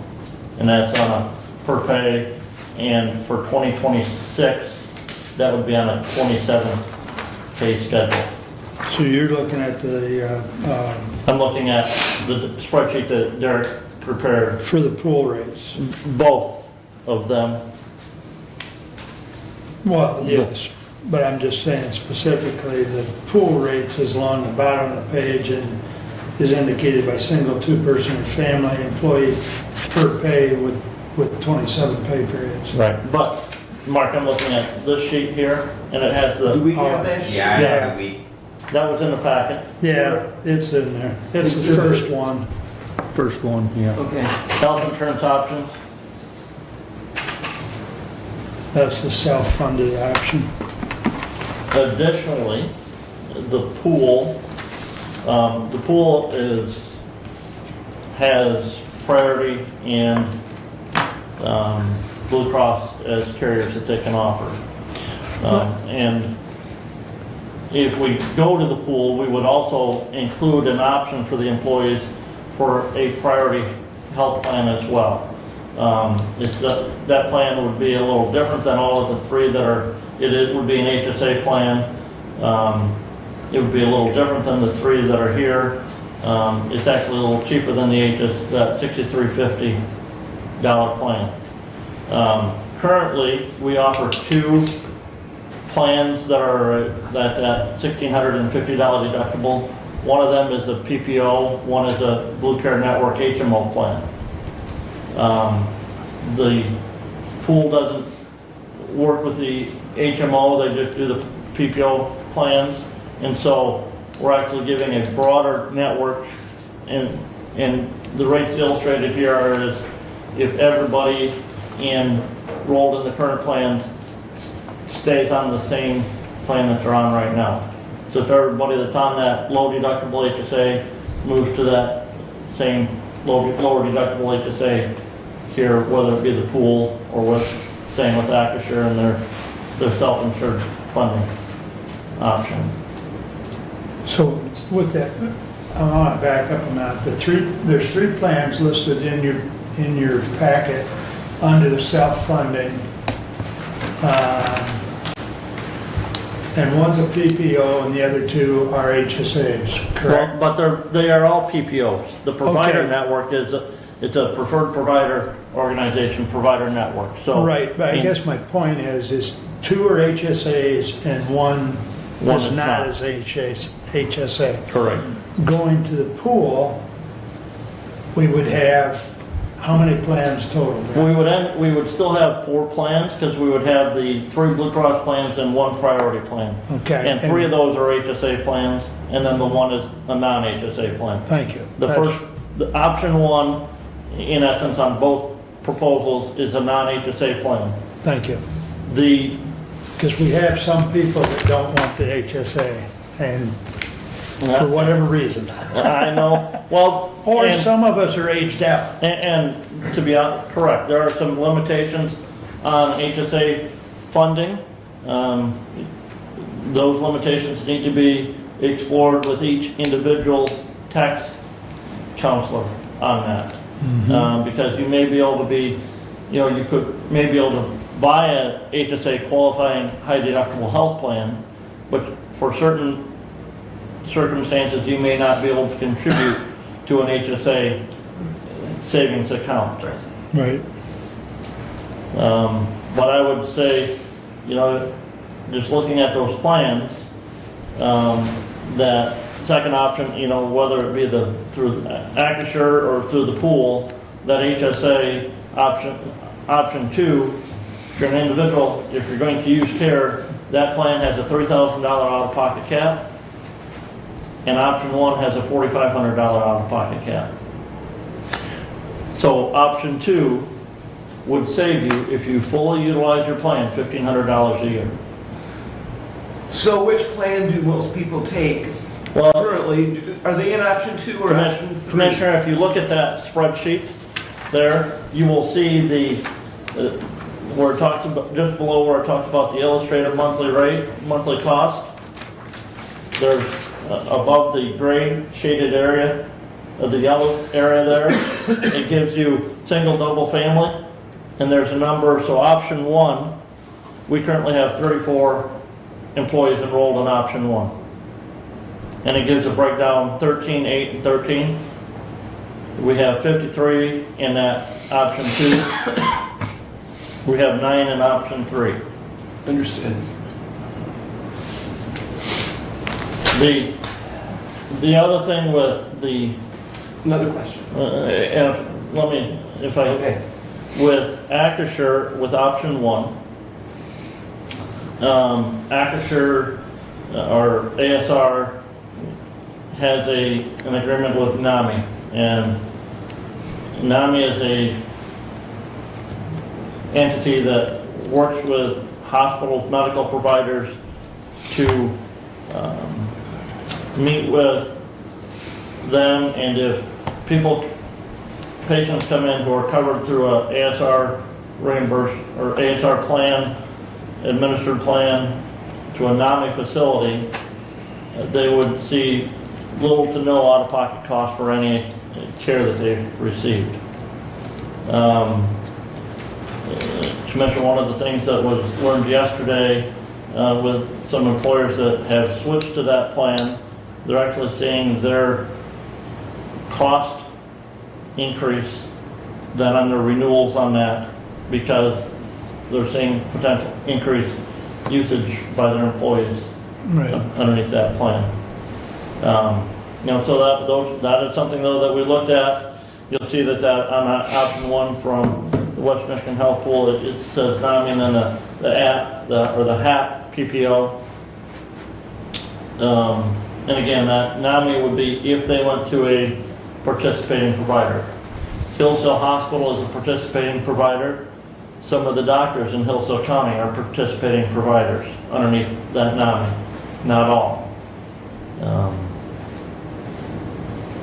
Yeah, the ASR and NAMI is strictly the self-funded program generally. And that's layered on top of the HAP benefits administered through ASR.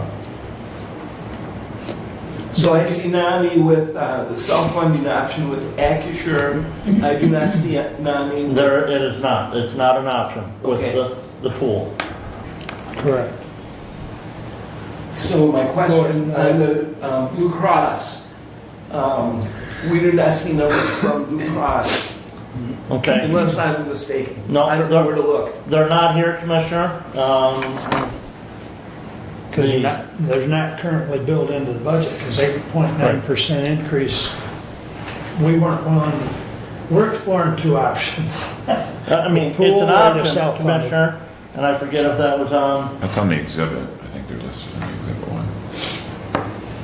Yeah, the exhibit one, which was from Acrisure, which had their proposals, and it had the current plan and what those rates would be.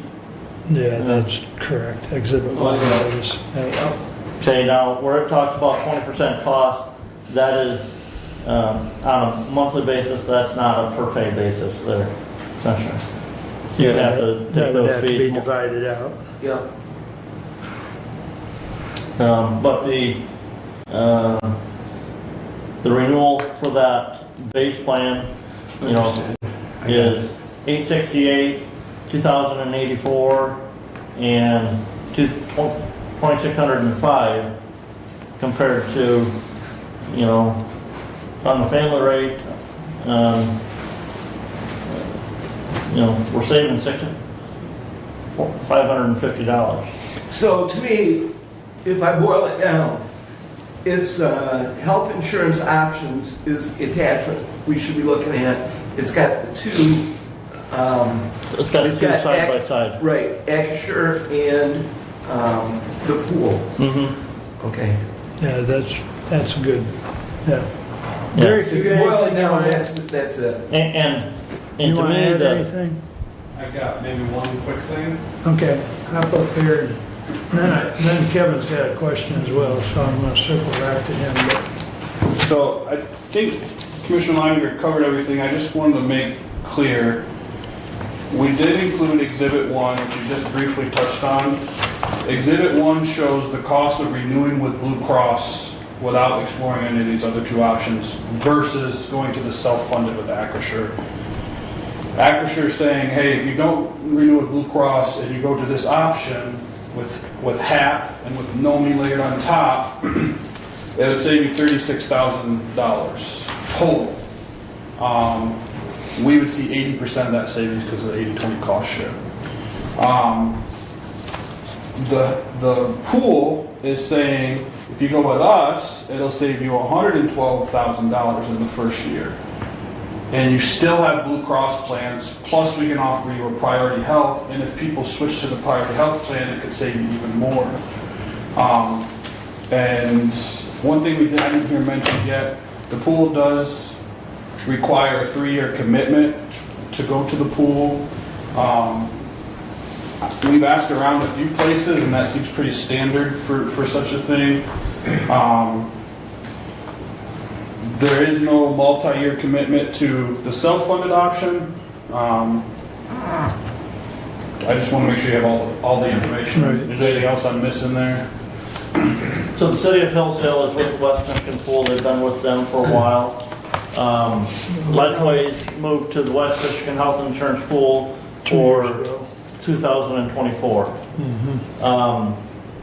So that gets to some of my questions that I have about the pool. And that is, you know, terms of the pool, what are the municipalities in the pool, so on and so forth. How are increases determined Okay. in the future? In alternatives pool, we've talked a little bit about, and the timeline to decide. These are questions that I So have. the timeline is now, Commissioner, because whether we go with Acrisure and their self-funded plan or with the pool, we need to schedule employee meetings in November because we need to have open enrollment done before the 1st of December on both, whether it be Acrisure or the pool. Quite frankly, that's why we're having that discussion today, Doug, because the clock's ticking. And And we've got to make a decision, and quite frankly, the pool told us they needed to know by the end of the month at the latest. So, Well, my only comment on that is that between Monday and Friday, we knew Friday that the timeline was the timeline. yep, Okay. yeah. So he asked a couple questions. well, as far as rate increase, Commissioner. So the pool, the West Michigan Health Insurance Pool is governmental entities only. This is some data that they had shared with us in their meetings, Commissioner. The pool, and that, I believe, some of those show their comparison of the pool rate increases compared to Blue Cross and priority rate increases on their, on large groups. The pool is a governmental entity. You can find, and they publish on their website, all of those governmental entities that participate in the West Michigan Health Insurance Pool. Since the pool was started, 10, 12 years ago? 20. I thought it was like 20 years They've ago. been around 20 years. Since the pool was started, they have had 3 governmental entities leave. 2 of them came back to the pool. The reason it's a 3-year commitment is because of the way the West Michigan Health Insurance Pool is also a self-funded plan. It's just we're self-funding through a conglomeration of other governmental entities in that. And so to get those lower rates by being self-funded, you've got to make that commitment. I believe Chris indicated that was a state rule or a state. And right, it's a state guideline for those, for the pools. So in the first renewal after you join the pool, your rates will be the average pool increase. So whatever that average is for the pool for increased rates, that will be our rate increase for 27 if we go to the pool. Following that, then the pool has enough actuarial data on our claims usage of our employees on our health plan. You could get up to 3.75% above or below that average pool increase based on our actuarial experience. Yeah, if our experience is low, then instead of being at that, let's just say 9%, we'd be 3.75 below. If our experience is high, realistically, we could be 3.75 or some combination in there above that line. So but you're at least guaranteed that average.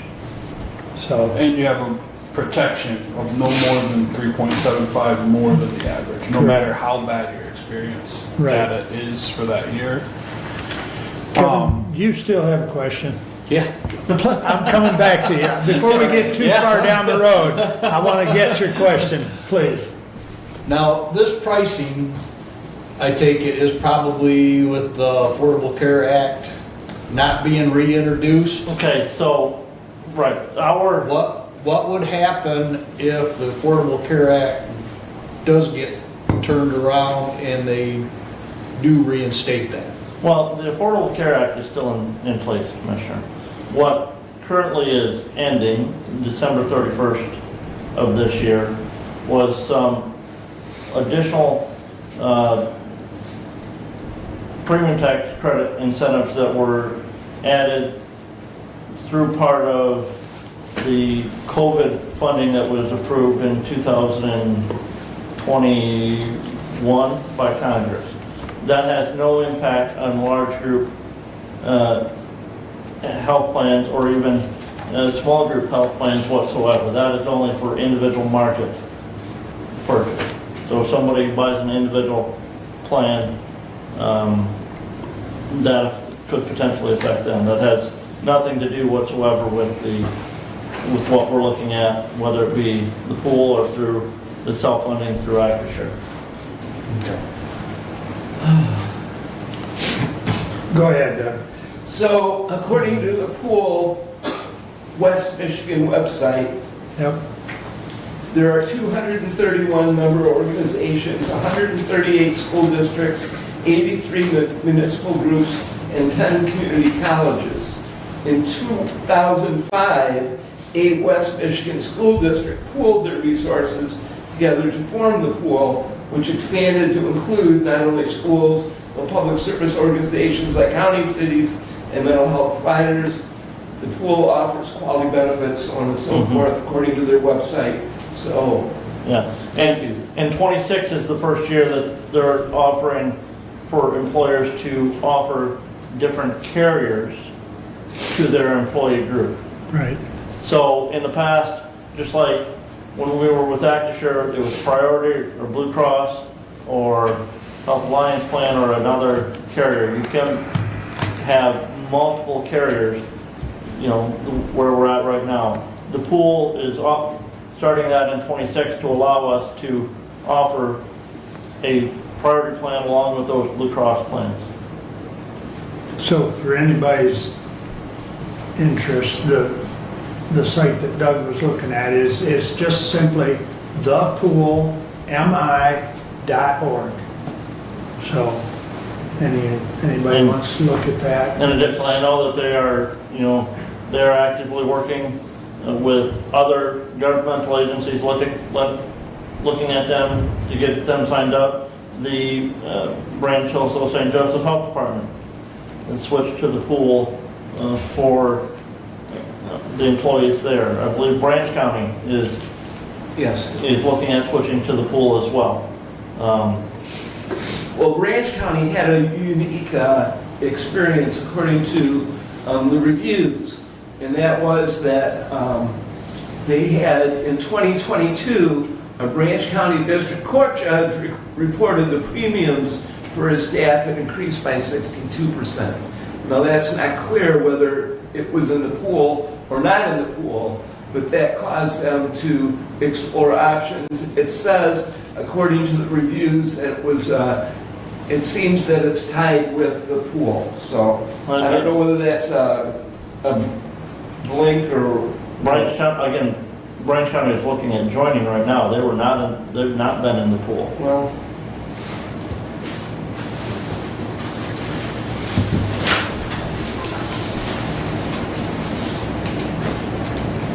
Further questions or discussion? Go ahead. One other thing, just because it hasn't been said, so the after-sure self-funding option, it is a self-funded plan, meaning the rates that are built in here are built on a worst-case scenario. If experience or claims come in less than that, basically the county would have, those funds to help determine the rates in the next year. We have no idea where claims will come in, and we wouldn't know that until we were, 15 to 18 months on the plan to really have an idea. But I just wanted to make that, because that is one of the selling points that John O'Connor had was, if you're self-funded, you have a little more flexibility with the rates, but you carry a little bit more of that risk as well, so. Well, it's similar, gentlemen, to when we were self-funded as far as the workman's comp. And so, we have the risk. Whereas now that we've switched as far as work comp policy, we're not really exposed. No, we know our costs. I mean, our only exposure is the rate increase Right. annually now. But it's similar to the HRA though, too. The HRA is basically partially funding that option one. It's what we've been doing for a decade, probably. Early on, if you recall, that was a pretty big exposure. We were spending $200,000 to $300,000 a year on that HRA piece. It's one of the whole reasons we offered the HSA. Because on the HSA, some of the ownership of your healthcare switches to the employee, and then also as people switch to the HSA, because we funded it as well, we started to shrink that exposure on the HRA down from that $200,000 to $300,000 to like $50,000 to $75,000 a year. So just full disclosure. And again, looking at. Thanks, Derek. And working with Derek on, our projected budget right now, still waiting on some other things to be finalized. The pool is $53,662 projected savings over the self-funded plan from Acrisure. and Acrisure would be savings from the current Blue Cross of how much? I think Derek said 80% of 36,000? Yes, 32, I think. Oh, yeah. Yeah, it was about 32. No, So 36. overall savings is Okay. 80,000 or thereabouts, correct? 80% of 112 will be, if you went to the Yeah, pool. so just over 80,000. The downside is 3 years, or according to the chart, it was just passed around, Yeah, the 3 years really isn't the downside, because it seems that historically there's still better rates. right.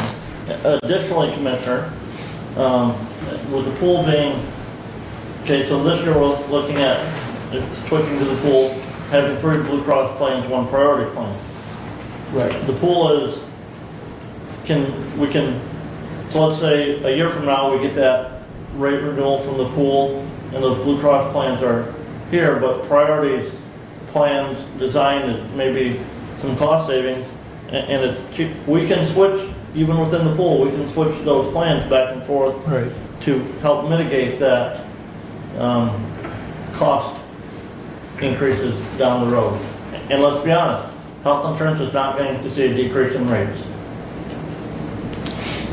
Well, as you read, there's, what, 230 entities, almost 30,000 in. There's a reason there's that many people. Well, and what it does too is it creates that smoothing rate. You've heard other people talk about smoothing.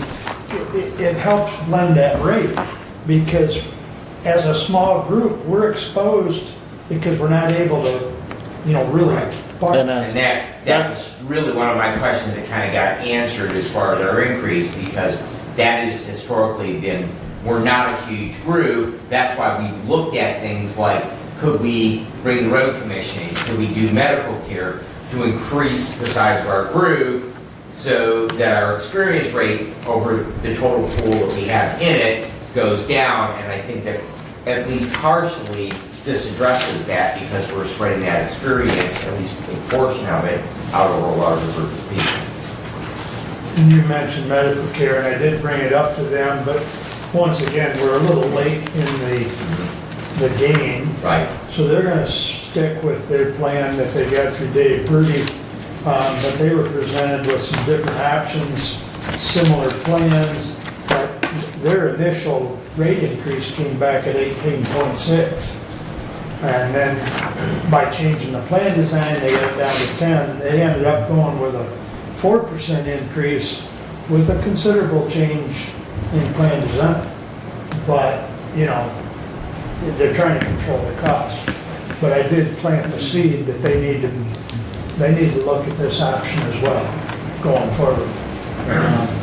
But And again, it's looking at those, working with Derek, working with both John and from Acrisure and Chris from the pool, we looked at that 1,700 plan that we're on, knowing that in 27 that deductible would go higher, and that, so that's one of those things that we looked at. And both that middle plan is really, it's a betterment to the employees from where we're at this year, because that out of pocket is less. Go ahead, Kevin. How many years have we had the current health We've insurance been on, program? Short answer is we've been on Blue Cross for 1 year. Correct.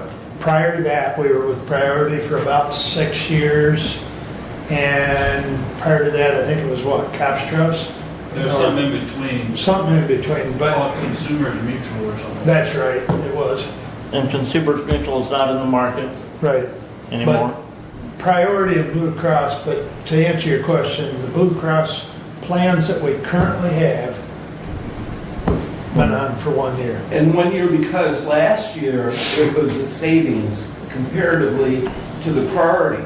Yeah, Priority. And we had a short conversation about the pool last year, but again, the timing didn't work. And so the investigation has been ongoing in order to find out more and be timing wise. And,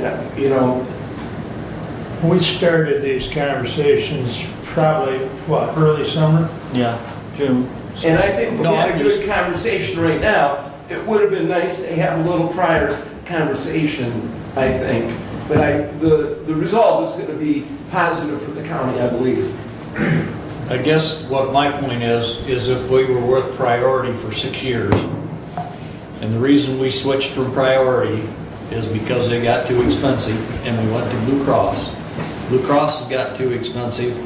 I don't see the big deal of a 3-year term with them if they're cheaper than Blue Cross is, because I'll guarantee you, Blue Cross isn't gonna go down in the next 3 years. Well, and even, Commissioner, I would say even the pool's probably is not going to see a decrease. Because, Nothing's gonna see a decrease, everything's gonna increase, but I'm just saying, if this is the cheaper one, then it's probably gonna be the cheaper one in 3 years over Blue Cross. Yeah. More than likely. Derek, you want to come up and, something that Derek and I were talking about, and I know Brent talked about it, we've got some incidentals with AccuSure. And those can still be handled by AccuSure. You want to expand on that? Well, I know John said he would like those to still be handled by AquaSure. They quote our dental and our vision and our life insurance for the sheriff's department. I think we'll have the option to switch those over as well, or we can leave them. I think open enrollment is going to be It becomes difficult in administration and payroll with having, well, these things you gotta go to the employee navigator, and part of that we're working to make sure that that's all done through ADP. But this stuff is at AccuSure, this stuff's at the pool. The pool could handle all of that stuff as well. We have not. But I don't know what we can get in place in 2 weeks either. So Right. there's part of me that leans towards leaving it and getting health insurance solved and settled and moved. I don't have a super strong preference. I don't have any issues with our dental and vision being with John. The pool's gonna want those too, if Yeah. they can get them. But I bring that The up. life insurance, I mean, that's really a pretty smooth thing because we provide that coverage and it's just done. Yeah. It's Yeah, not an yeah, opt-in, opt-out, so. we just pay that. Right, yes. yeah. And Yeah. for the most part, VSP2, I mean, employees less to enroll and get into it, but that's not a payroll deduction. Right. Right. But I bring that up just because I think it's, we're at a time crunch, and I think I just want everybody to understand that because of the time crunch, I agree with Derek that maybe leave that stuff this year, and then we move the dental and vision next year, however that works out, but that's entirely up to the group. But I bring that up because that's just another one of those moving pieces that's all part of this. And keep in mind, AquaSure just gave us fresh quotes on the life insurance, so. Right, right. So, I mean, that's maybe another motion aside, because I think it's going to be a little chaotic. I mean, it's going to be chaotic. So the resolution is for the health insurance, it's not for the ancillary products. That's true. So- That's true. Okay, but there again, in full transparency, I wanted everybody to understand. We have had that discussion both with John and with Chris, our representative from the pool on those ancillary items. And we did have the insurance committee, which, and Derek, was that on the message of the day as well? What's that? The insurance committee meetings? I don't think so. Okay. But there was pretty good attendance. We try and get people from all the departments, or at least one. And it was fairly well attended in both sessions. Maybe not as well as sometimes, but, we try and get the information out. I know there was at least 2 representatives from the sheriff's department, and there was others. But, so the information, we've done our best over the last, 3-4 weeks to get information out. So, And what was the reception from the committee members? Mixed. yeah, To be honest, there were some that, like that, the nominee option on the AccuSure plans. There are some though, we've got some former employees that have had an ASR self-funded administered plan at prior employers and want nothing to do with it. I think the one actually said that was the reason they left their prior employer was to get away from that for the health insurance. So, I mean, and I discussed with you, and it's hard to tell until you prescription. was one of the concerns that was voiced, And you know. And Commissioner, so the plans through ASR and Acrisure, the self-funded plans through ASR, Acrisure, that is a Health Alliance plan administered. Their formulary is 300 and, depending on the one you look at, 373 pages. Their drug formulary saying what's covered and how it's covered. Blue Cross is 150 pages. I will tell you, I've got a couple of family members to take a script. I went and looked at them. They're a higher tier on the HAP plan than they are on the Blue Cross plan. Now that's just those two drugs that I have to pay for in my household. I don't know everybody else's to look at those. The Health Alliance plan, which is the administrator of that director, is leaving the individual market in Michigan in 2026. One of the concerns I have, okay, if we have an employee leave the county for any reason, want to go out and buy an individual health plan. If they've met their deductible already through the county's plan, Blue Cross or Priority, who are in the individual market, will not give them credit. So if we go with Acrisure and the HAP plan, Blue Cross Priority individual market will not give them credit on their individual plan for what they had expended on that self-funded plan that we would have at the county. But if we go with the pool plan and they're on the Blue Cross or they're on the Priority plan, Blue Cross and Priority can give them credit for what they had expended on their group plan if they switch to an individual plan. So there is, just like we've had with 44 North, Acrisure, there's patient advocates. So they can, the pool also has patient advocates. So if there is a particular issue with treatment or a drug or whatever, they can, the employee can still reach out to that patient advocate for assistance. I know we've got maybe a handful that either the employee or the spouse is on some sort of diabetic medicine, and some of those, Brent and I were talking, are covered differently. Well, and I would say if it's a GLP-1 drug, Yep. Ozempic, a lot of the big weight loss drugs, no longer going to be covered unless you meet specific guidelines. So, and some of that's totally out of our control, you know, so, but I know, I mean, outside of the comments that I personally got emailed to me were the pharmaceutical questions, which really is. I can share the actuarials with, or the formularies with you. Use a Control F. Yeah. You can't do it on your iPad, you gotta do it on a computer. But the other concern or potential concern was the, you know, locking ourselves in for 3 years. Now, I can tell you from talking to the HR director at Lifeways, he doesn't see that it's become a problem. And as you saw on the graph that Derek sent around, you know, it's historically, it's not been an issue.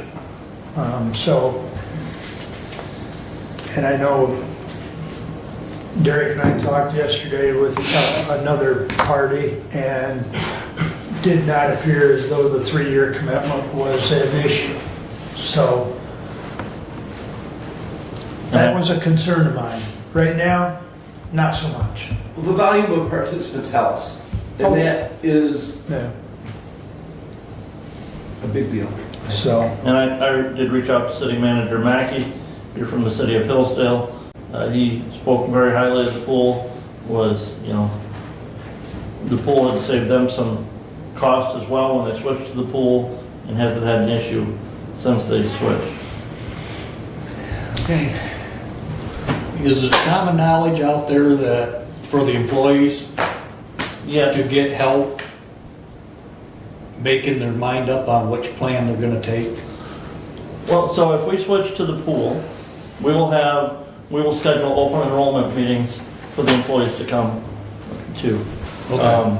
Just like we have in the past Yep. with John and Acrisure and 44 North, we scheduled those open enrollment plans, went over the plan offerings, the plan designs, and then, you know, So there is gonna be help for them to make There a will be decision? someone, Okay, there will be at least one or two people here from the pool, if Yeah. that's the way we go.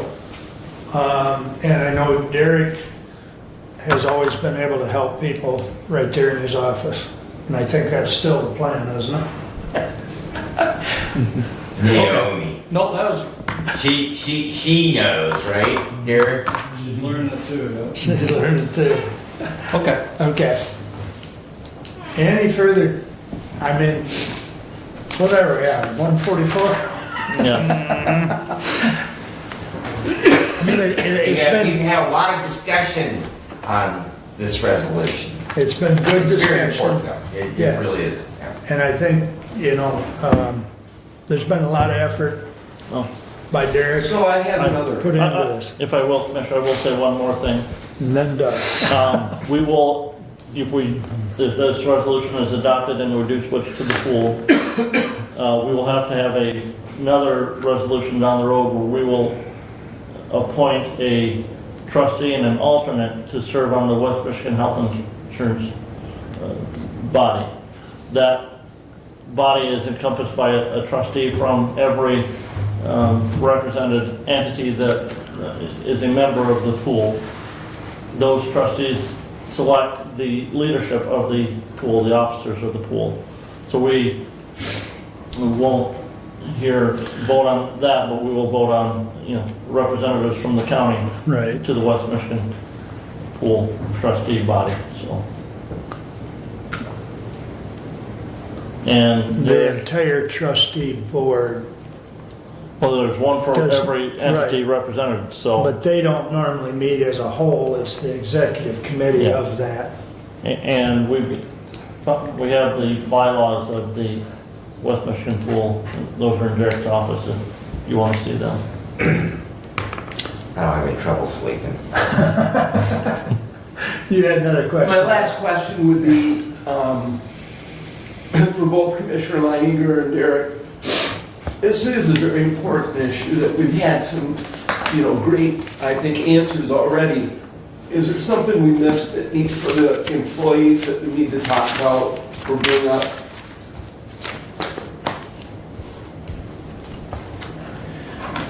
Not that I'm aware of, but any questions, I'm always open. Yeah. As am I. To me, the key thing, and again, I would say this with the plan that we're on, the plans that we've been on, and Derek may shoot me because this would be an added cost to the county. But if you can, I would recommend every employee switch to an HSA plan.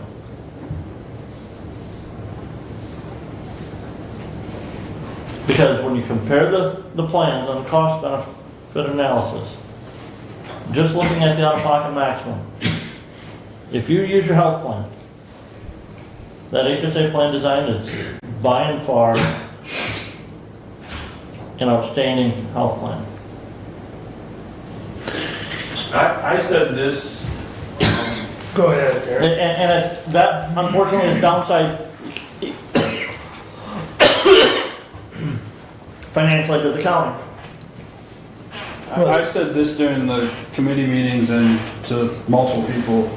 Option 2 on both of the things we were considering today are both very good.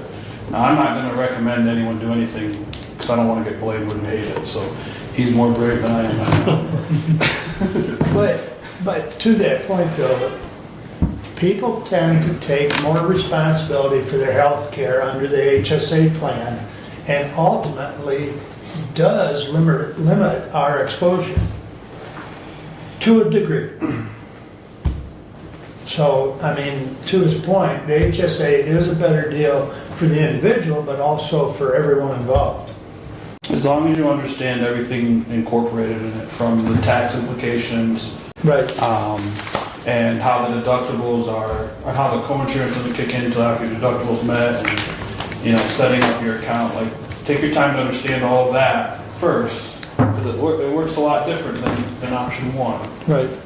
And that's usually what keeps people in option one, is they don't want to have to worry about those other things, so.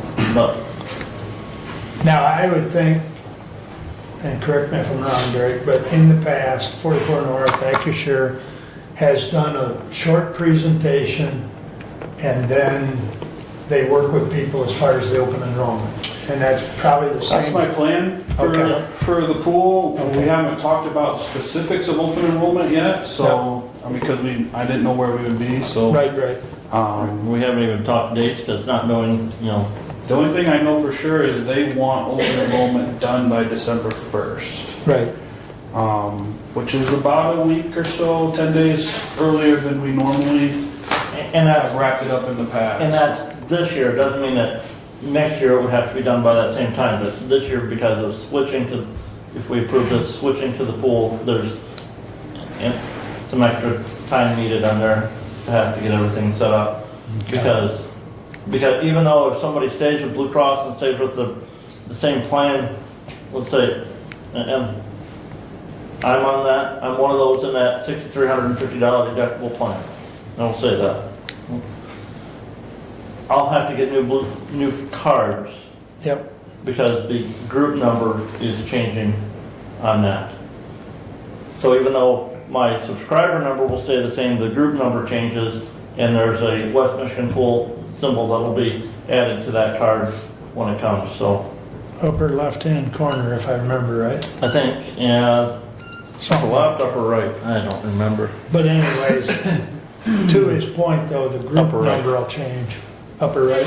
Yeah, okay. Blue All Cross right. Blue Shield, upper left. Okay. Thanks, Derek. All right, are we ready? Roll call vote on 144. Commissioner Collins, Yes. Commissioner Wiley, Yes. Commissioner Bentley, Yes. Commissioner Leininger, Yes. Commissioner Ingles. Yes. Passes 5-0. All right, we gotta get back on schedule here because Fred would like to go to his other meeting. Thank you. Well, let me ask you, do you want me to read all of Resolution 25-141? I was gonna say you could waive reading. Let's of dispense with the 141. reading. I move for adoption of Resolution 25-141, just a clarification from what was in the packet. The date was wrong on this is effective January 1st, 2026. And I do have the corrected copy up here. I'll So- support it. Moved and supported, any discussion? Roll call, please. We'll keep on the schedule here. Commissioner Wiley, Yes. Tune me Commissioner in. Benson, Yes. Commissioner Leininger, Yes. Commissioner Ingles, Yes. Commissioner Collins. Yes. Passes 5-0. Keep going, Brent. Resolution 25-142, because there's some statute on this, I will read it. Whereas 2011 Public Act 152, the act is passed by the state legislature and signed by the governor at September 24, 2011. Whereas the act contains 3 options for complying with the requirements of the act. Whereas the 3 options are as follows. 1, Section 3 hard cap option limits the public employer's total annual health care cost for employees based on coverage levels as defined in the act. 2, Section 4, 80-20 option limits the public employer's share of total annual health care costs to not more than 80%. This option requires an annual majority vote of the governing body. Section 8, exemption option, a local unit of government as defined by the act may exempt itself from the requirements of the act by an annual 2/3 vote of the governing body. Whereas the County of Hillsdale has decided to adopt the 80-20 option as its choice of compliance under the act. Now therefore be it resolved, the Board of Commissioners of the County of Hillsdale elect to comply with the requirements of 2011 Public Act 152, the Publicly Funded Health Insurance Contribution Act, by adopting the annual 80-20 option for the medical benefit plan coverage year January 1, 2026 through December 31, 2026, and I move for adoption. Support. If I may, Commissioner, just a point of note on this. I don't know, in December of last year, the state legislature did pass an amendment to this act. That was one of the bills that was not submitted to the governor for signature before the legislature changed over in January. That still has not been submitted to the governor for signature. And there was a release from the Michigan Appeals Court yesterday, in a 2-to-1 decision where the judges directed the Michigan House to submit those bills to the governor. One of those bills would potentially have an impact on this. We don't know when. We don't know yet if the Michigan House is going to appeal that decision to the Supreme Court, but we may need to revisit this action should something occur from that. But for now, Just to that this was, one of the legacy things from the Snyder administration that was huge, Yep. huge for government. Yep. So, I mean, as we have discussed here today, the health insurance costs are going to do nothing but go up, and basically just created a way to share the responsibility for it, not necessarily cap those costs, but share the responsibility. good point. Anything else? Roll call, please. Commissioner Benzing, Yes. Commissioner Leininger, Yes. Commissioner Ingalls, Yes. Commissioner Collins, Yes. Commissioner Wiley. Yes, passes 5-0. Please continue. Resolution 25-143. This is a follow-up resolution to a motion from last meeting. Whereas at the regular meeting on October 14, 2025, Commissioner Ingalls' motion to approve payment of the 2025 invoice to the Economic Development Partnership of Hillsdale County to be followed with the appropriate budget amendment. And whereas the motion was seconded by Commissioner Wiley and passed by roll call vote with Commissioners Ingalls, Collins, and Wiley in favor, and Commissioners Benzing and Leininger opposed. Now therefore be it resolved, the Hillsdale County Board of Commissioners approves the budget amendment as follows. Increased revenue account 101-000-432.000, $2,500. Increased expense account 101-966.00-998.002, $2,500. Be it further resolved that the Hillsdale County Accounts Payable Clerk is authorized to pay invoice 519 dated December 14, 2024, and I move for adoption. Support. Now, just for everybody's understanding, normally that would go under consent. However,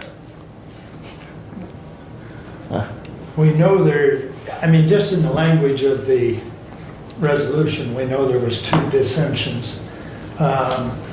So it won't pass in the consent, and then the entire consent agenda fails. So that's why it was moved under budget, since it is a budgetary item. So just And for again, explanation of why it got where, I told Commissioner Wiley I would bring the resolution forward, but I'm not in favor of it, as we had that discussion last meeting. You're a good commissioner. Originally- Responsibility.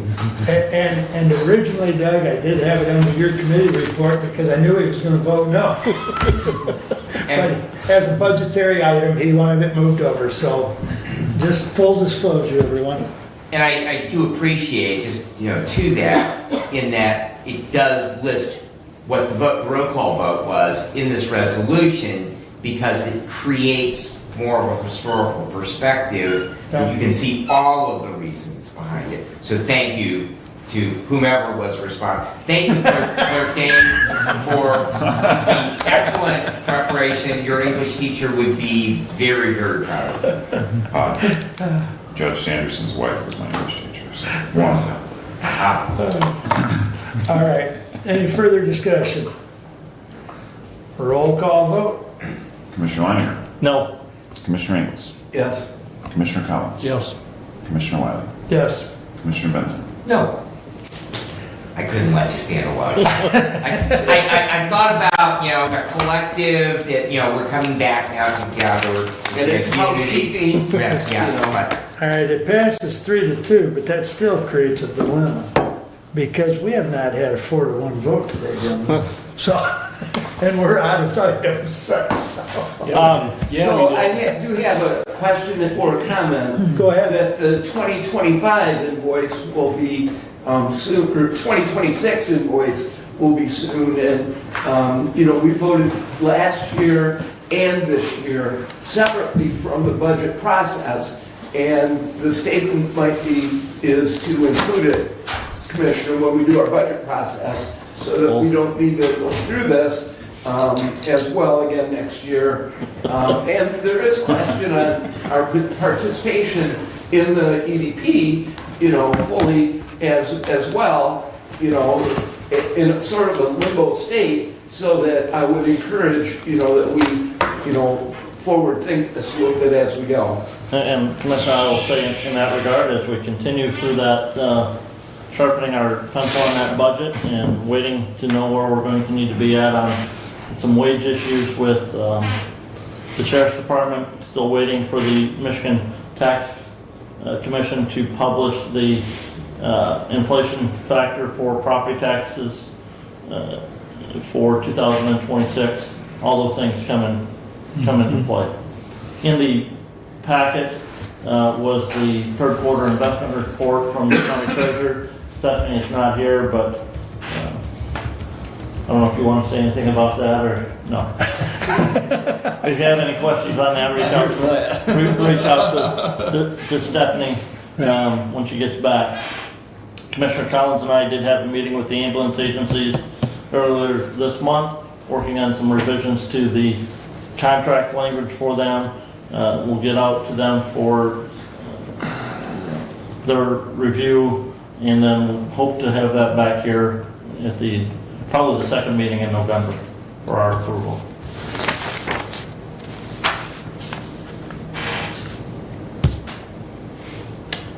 That reminds me, the senior center. Senior Center is, we vote on that tonight. Okay. Or this afternoon at 3 o'clock. Well, we do have the contract. Megan did get the contract done, and it will be voted on By the senior center. by the senior center. And then I believe Maggie's gonna send it to her attorney, or their attorney, and make sure everything looks good, and then it will be sent to us Okay. for approval.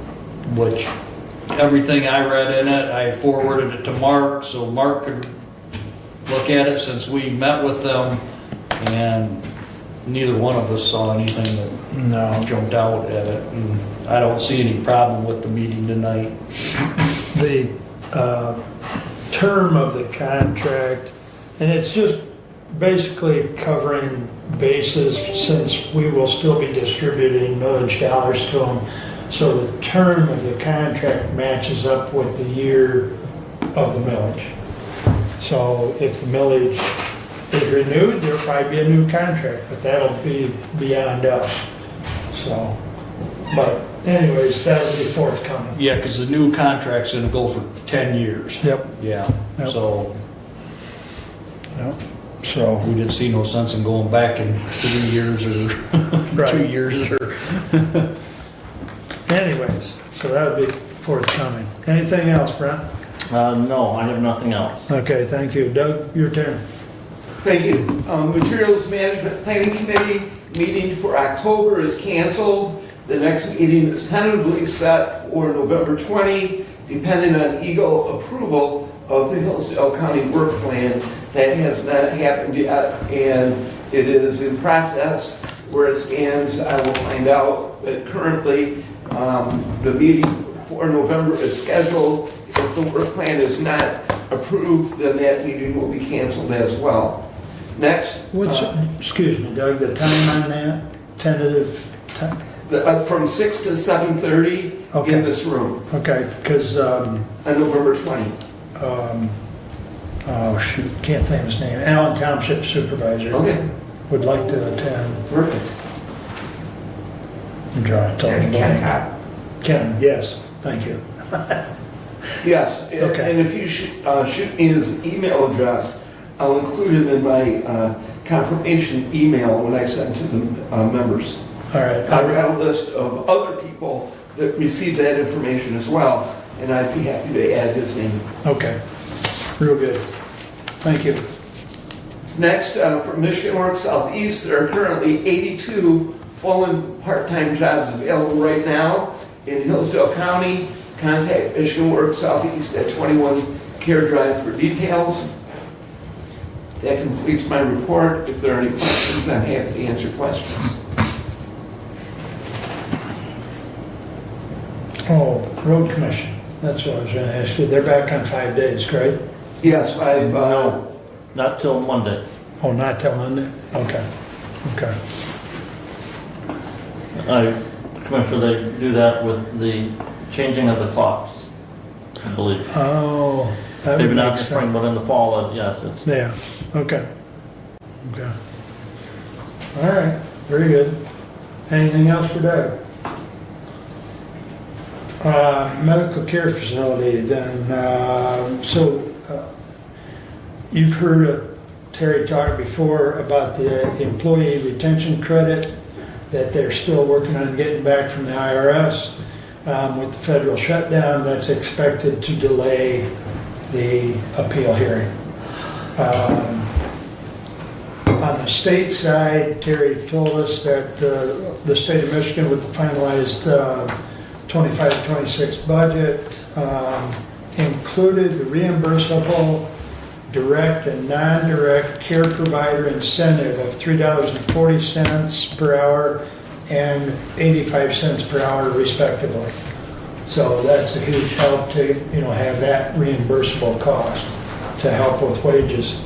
I already mentioned they were looking at an 18.6 increase, which would have increased their costs by $465,000.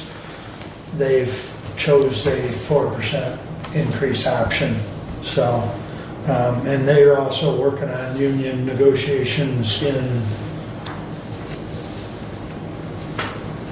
I think he said they were gonna start next week or some such, with at least one of the groups. They've got like 3 different groups out there, if I remember correctly. DHHS, Renee was here today, but one thing I jotted down was at the meeting, she indicated there had been a few facility issues with the building, door, this or that. And she said the staff was wonderful, so you can share that with Randy, that she was very appreciative of the timely response of, getting things. And there is signage up there. If you remember, I mentioned, some of the people from the housing area were parking and walking across.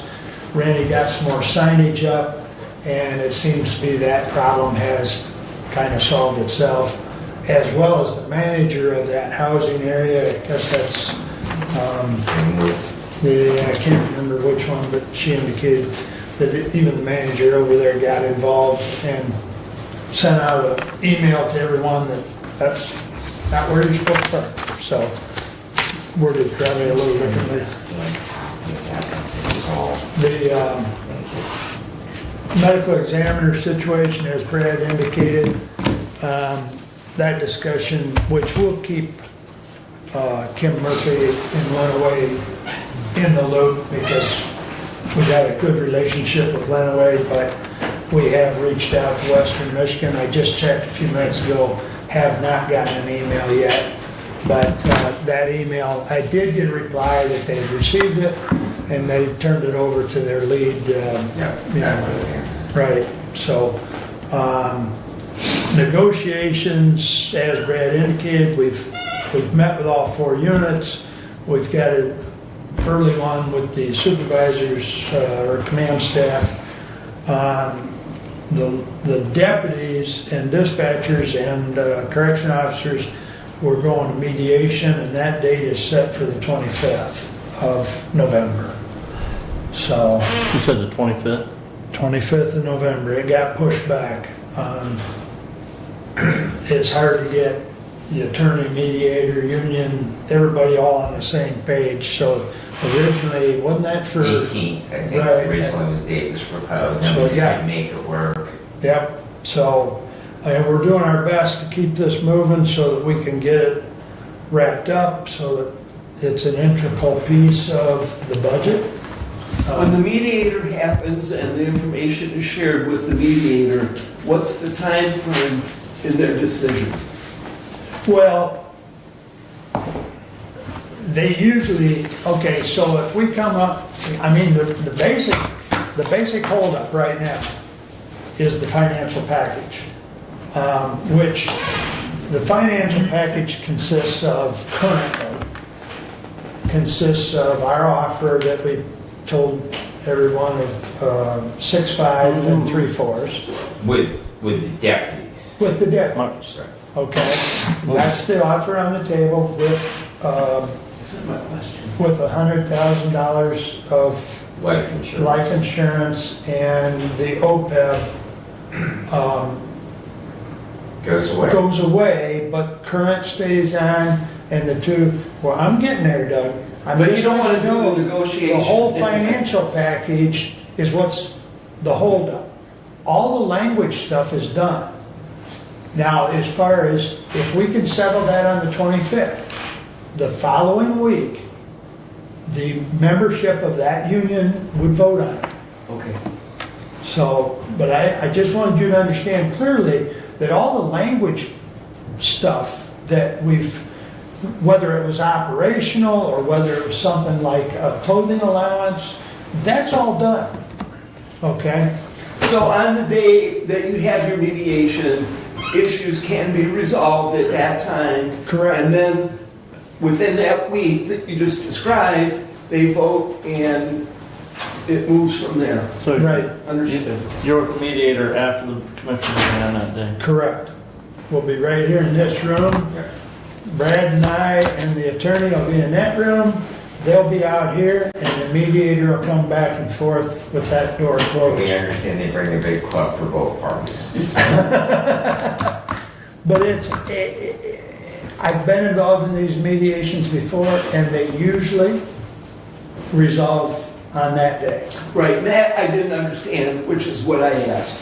Thank you. I mean, I'm sorry I got lengthy, but I just wanted you to understand, It's okay. all the extra stuff is done. I mean, I think the holdup is the financial package, Okay. you know, which that may be tailored a little different when it's all done. But Derek has informed us of where we can or cannot be, Absolutely. you know? Thank you. And then we'll, as soon as we're done, we'll get a hold of the budget committee. You and Brent will be the first to know. I mean, I think Brad and I are both hopeful that the 25th Yeah, is it. yeah. You know?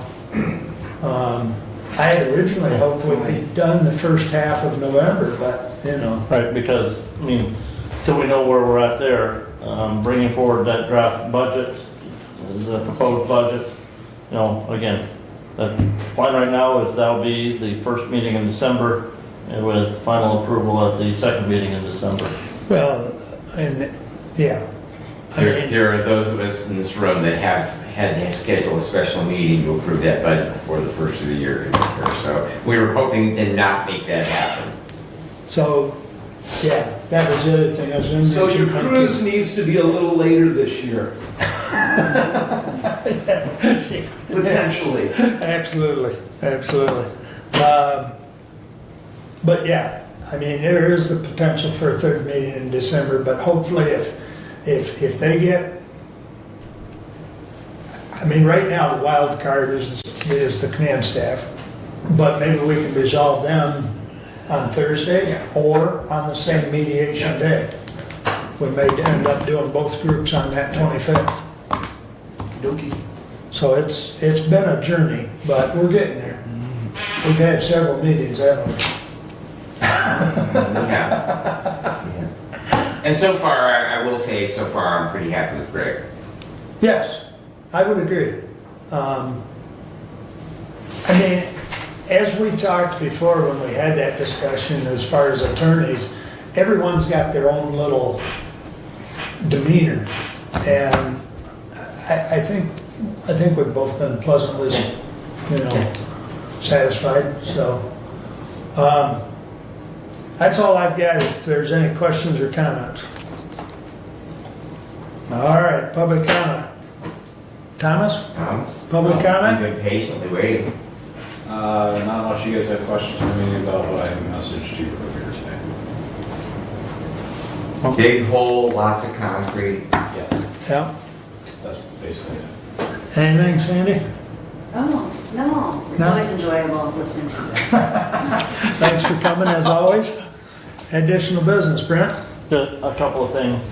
As we had heard from the Drain Commissioner last week, they had hoped to have M99 open. That did not occur last week, it is still closed. The weather last week kind of slowed them down a little bit, but still planning for that to be done at the end of this week.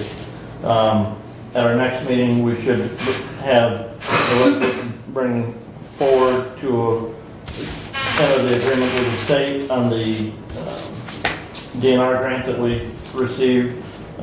We have to provide the funding for that to be then reimbursed from the state after we've expended those funds. So, and we've got 60 days from when that was finally approved as part of the whole budget package bills that were passed.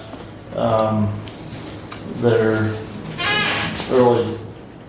earlier this month. And Commissioner, on the senior center millage, that should expire in December 31st, 2037. That millage runs through 2036, which will be levied on the winter tax bill in 36, collected in 37, and be available for payout. So that senior center contract, if they're going through the end of the millage term, it should go through December 31st, 2037. Okay, because I think it goes through the 36, doesn't it? Well, again, I think I'd have to look at it. And again, the millage is good through 36, which Right. means we levy it in 36, but we don't Their pay last payment would be, their payments, Yeah. their payment from the county out to the senior center on that 36 millage is in 2037. okay, make sure that gets, all right, I'll talk with him tonight, good. or this afternoon. Anything else? Nope. Kevin, you got anything? I was hoping Sandy would stick around, but she left. I needed help with the name, but the Southwest Michigan Food Bank is done for the year, or for the winter. And they will be starting back up again in the spring sometime. They did get a $100,000 grant from somebody to continue giving out food next spring, and it'll probably go through the same time period as what they went through this year and end in October. That's all I have. Okay. Doug, anything? Halloween's Friday, eyes open, be careful, the city of Hillsdale trick-or-treating is from 6 to 8 p.m., which takes you into darkness, so be aware as you go through the city streets, there'll be trick-or-treaters. Very good. Brad? Trunk or treat at Woodbridge Township Fire Department on Halloween. And just a reminder more to the public than anything that our next meeting will be on Monday rather than Tuesday because of the Veterans Day holiday. Thank you. And fall back an hour on Saturday night. Oh, and time is a construct. Everybody mentioned it somewhere here, I've got. It's one of those things that my wife and I hardly disagree on. Let's see, She gets all bent out of shape about change. those have all come and gone. Otherwise, Just live your there was a life. trunk or treating reading on the 25th, but that's come and gone. All right, we're adjourned. Thank you one and all. Township. I bet you got Rolex there, though. How did you